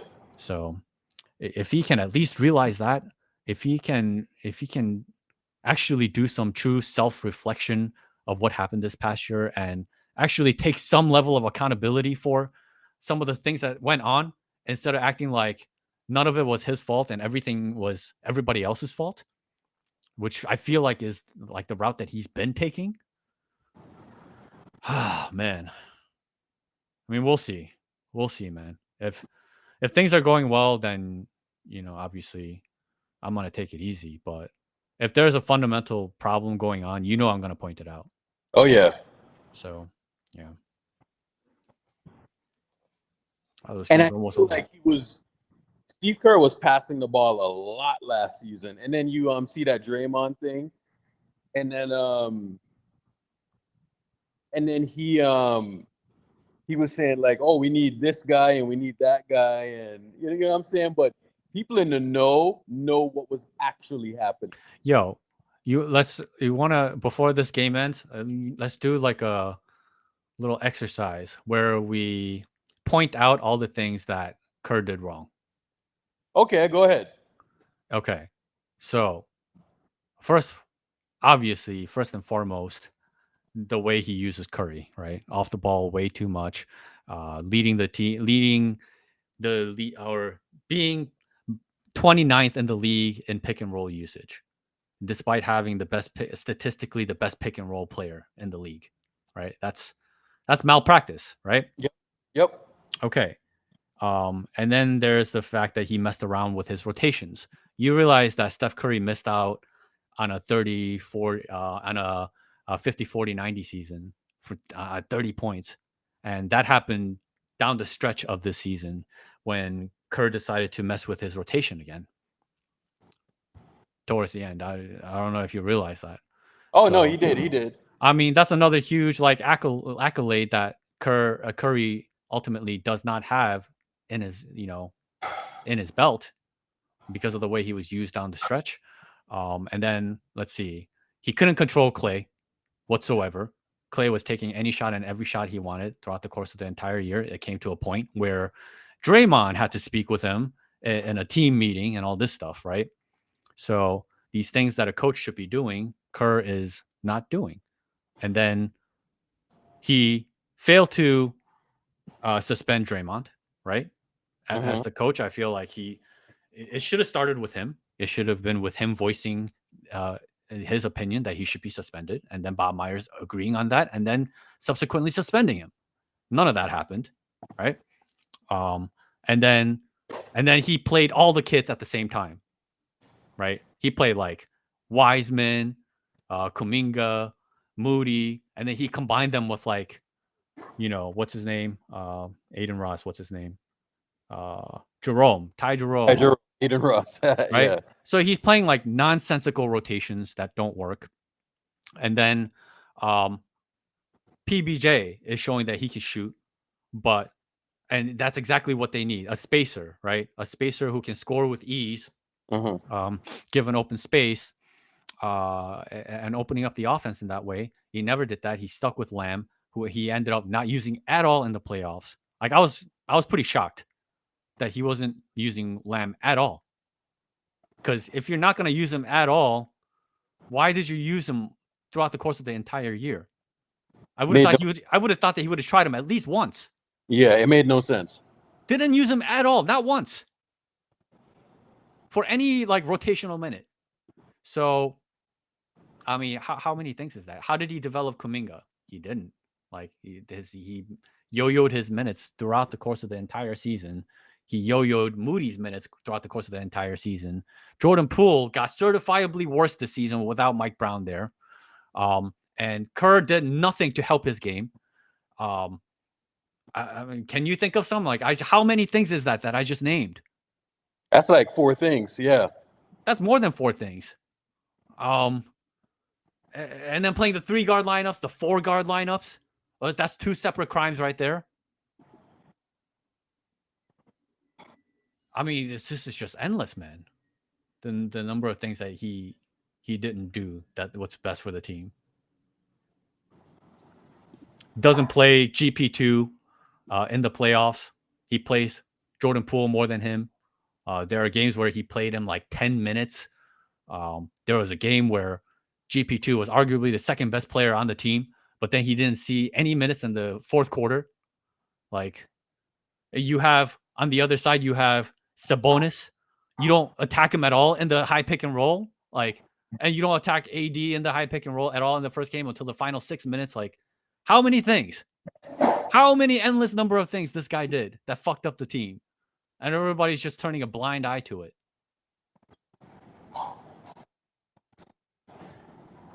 I just named you like 10 things where he fucked up. Yeah. It's not like 1, 2, or 3 things. And it's all tangible things that nobody can argue against. So you were like you were against him signing or playing Kuminga over Lamb, right? Or not? Or playing Lamb over Kuminga, I mean. Well, my whole thing about playing Lamb was that he can at least hold ground to some degree at power forward. And there were times that when it was working, you guys were preaching for him at some point. And I was saying, like, early on, early on. I was saying, like, okay, like, they can use him for now, but obviously you don't want to go into the playoffs with him. So you need to replace him. And it's not going to be Kuminga because he's not consistent enough. Kerr doesn't use him in that way. And he's like power forward. He's too young, too inconsistent. So yeah, I mean, my whole thing on Kuminga all along was that they probably need to move away from him for a viable piece that they know they can rely on and not a gamble. But for me personally, both of them were not viable come playoffs. I was praying that Kuminga would be playing a good role for the Warriors, a 9th guy or something. And again, I'm telling you, like, I don't agree with the fact that he didn't play at all. I thought that was really fucked up. But that is what it is with Steve Kerr, man. You either get rid of him and you bring in a more seasoned coach who can handle like incorporating younger talent and finding a way to still compete and win, just like Mike Brown did with his rookie, Keegan Murray. Yeah. You know, he did that. He was a rookie. He's younger than Kuminga, right? Is he? Is he younger than Kuminga? They're around the same age, if anything, right? I think he's probably a little bit older than Kuminga is. And he's got less experience than Kuminga does because Kuminga's been in the league for 2 years and he's a first-year player. And yet, like, there were certain games where this guy was really good for them. Keegan Murray was, right? That was another pet peeve of mine, by the way, is that Mike Brown was willing to run a rookie out there, and the Warriors should have abused that. The Warriors should have killed Keegan Murray every time he was on the floor. That's a mismatch for anybody that he gets switched onto. You get Curry switched onto him, that's a bucket. You saw them doing that, at various points where they did target and attack him, but they didn't do it nearly enough. It got to the point where This kid was certifiably hurting the Warriors. It shouldn't be. They should be attacking him, getting him off the floor. You know what I'm saying? Because he can't guard anybody. And they didn't do that. These are tactics that, like, these are, in my personal opinion, these are basic tactics that you have to use to hurt the other team and make whatever player that is useful to them unuseful in some way. If they are defensive liabilities, that's how you get them off the floor. By showing them that this player is a defensive liability and you keep playing them, we're going to keep attacking them. That's what the other teams do to the Warriors, right? Yeah. Yeah. So yeah, I mean, that's hopefully I listed enough things that Steve Kerr fucked up on where you can consider it complete and utter sabotage what he did this season. It's just the Kuminga, all due respect, because did Kuminga was a fucking war crime.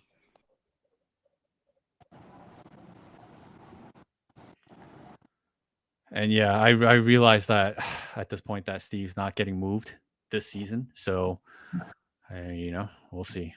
But at the very least, he's got Jim, this is my prediction. Hell of a roster to work with. Jim, I don't think he makes it. I don't think he's the head coach of the team next season. That's what I think. I'm telling you. I think it's his last year. That If depends. they don't win the title, especially if they don't win the title, I think that's going to be the last year he coaches the team. Yeah, and if that happens, like, that's great at all, but then that will have meant that they blew the last 3 of 4 years. You understand? If they don't win this year, that means they don't win this year, they don't win this past year, and 2 years ago they didn't make the playoffs. Yeah. So 3 out of 4 years was a bust because of Steve Kerr. That's so unacceptable. Like, I would rather he bolster his coaching staff where he's able to pick up another elite guy that he can rely on come playoffs so that they don't squander. I would rather for that to happen than for the Warriors to learn the lesson that Steve Kerr wasn't it, but in the process of it, after next year, they only have 4 rings to show for it. I would put it that would this be way. really fucked up. If I think what happened, there's some things that happened this year that I don't think people were necessarily happy with, and I think going forward, if it's the same type of shit next year, what he did this year was malpractice, and I think it was a level of sabotage that was there, and I think there were a lot of unhappy front office people. So I think if he were, I would not be shocked if he didn't remain with the Warriors. I'm going to be dead honest about that. Yeah. And plus, new GMs usually like to get their guy too. Yeah. So that's true. We'll see. So you got to keep that factor in mind as well. Yeah, Steve Kerr is not Mike Dunleavy's guy. That's for sure. No, I wouldn't bake on it, but I don't know. Shadow probably knows more, but pillow talking things shit, and I don't know. I've always felt this is going to be Steve Kerr's last year as the coach of the Warriors, and there's nothing wrong with that to me. Yeah, let's see. Oh God, TJ, you're hilarious. Because I come back to this: did Phil Jackson stay in Chicago forever? I mean, he eventually left. He didn't retire there. He retired in LA, for God's sakes. Yeah, I think Steve Kerr pretty much. This is the way it looks to me. I think he pretty much hitched his wagon to Draymond, Steph, and Clay. You know what I'm saying? Yep. I think that's just his approach. Like he's like, I'm just gonna. This is gonna be it. I think he looked on everything and he's like, this is probably it. So when these guys bounce, I'm gone. You know what I'm saying? So, which I mean, maybe not a bad approach. You know what I'm saying? Because if you look at it, bro, like ownership, I don't know that he wants to be there with that ownership group. You know what I'm saying? Like Joe Lacob is a little bit too handsy for me, you know, and it's what they tried to do with the young guys this past year, or matter of fact, the last 3 years, I think there is a certain direction that he's not in agreement with, and I would not be shocked if he's gone even next season. I would not be shocked. Yeah. There is a perfect coach out there for this team, but Who's that? Still a pipe dream as of now. It's a name that a lot of people don't like. And Oh, Mike D'Antoni? Yeah, it's Mike D'Antoni. It's, you know, D'Antoni, I don't know if you know this, but he has said that there is one player that he wished that he could coach in his lifetime, and that's Steph Curry. I mean, it almost happened, didn't it? Yeah, it almost happened, but it didn't. And you know, I don't think, you know, I thought about like, oh, get D'Antoni in as an assistant coach under Steve, but I don't think that would ever work just because of how Steve Kerr fucked Mike D'Antoni so badly with the Suns. Yeah. And you know, and this notion that it must, I could just imagine it eating away at a guy like Mike D'Antoni. The notion that people believe that Steve Kerr is a better coach than Mike D'Antoni, it must eat away at him, man. Because Mike is like, he's a pioneer, man. He was before his time. Like the creativity in which he coached, and the way he brought the best out of a lot of guys that no other coach was able to get anything out of. Like he did that for so many players, man. And they always talk about like, oh, but defensively, he's not a defensive coach. And like, it's just like, they just don't realize, man, he never had that like dominant defensive piece to help his team be dominant on defense. I mean, even those Rockets team, though, Jim, like they were top 10 defense. Yeah, they were a top because 10. they had pieces. Yeah. So the notion that he can't coach defense is like, I mean, you're talking about it when he was coaching the Suns. Like Amari Stoudemire was their anchor. Like, what do you? Steve Nash was, you know, their point guard. Like, what are you expecting them to do defensively? You know what I mean? Like, they didn't have like this dominant defensive group. They overachieved like crazy with the guys that they had. They were never even expected to be anywhere near that good. Yeah. You know what I'm saying? Like he has a way of maximizing guys and bringing out the best out of somebody. Imagine a guy that can do that with a guy like Steph Curry. You know, this guy, you think about what he did with Jeremy Lin, who was supposed to be out of the league. And then they go on like a 7-game winning streak with their third string point guard because he became Linsanity and became one of the best point guards in the league in that time period because Mike D'Antoni was coaching him and giving him the confidence to play his game. You know what I'm saying? Yeah. So imagine empowering Steph Curry and the guys that are on this team in that way. And a guy that could empower Draymond to be more aggressive and be confident when he shoots instead of disabling him the way that Steve Kerr did. And it's just like, yeah, you give a guy like Mike D'Antoni a roster like this, he would end this league. And there's no way for me to prove that. There's no way for me to prove that other than for that to actually happen and for it to actually play out. Just like when the Warriors finally went to the pick and roll, you saw what happened, right? Oh, yeah. You saw like, fucking Jim Park is trending and shit. Everybody calling it the Jim Park offense. And they're not calling it the Jim Park offense because I invented the pick and roll. It's because I was talking about how successful they can be if they ran it a certain amount of times with Steph and what he can do with those possessions, right?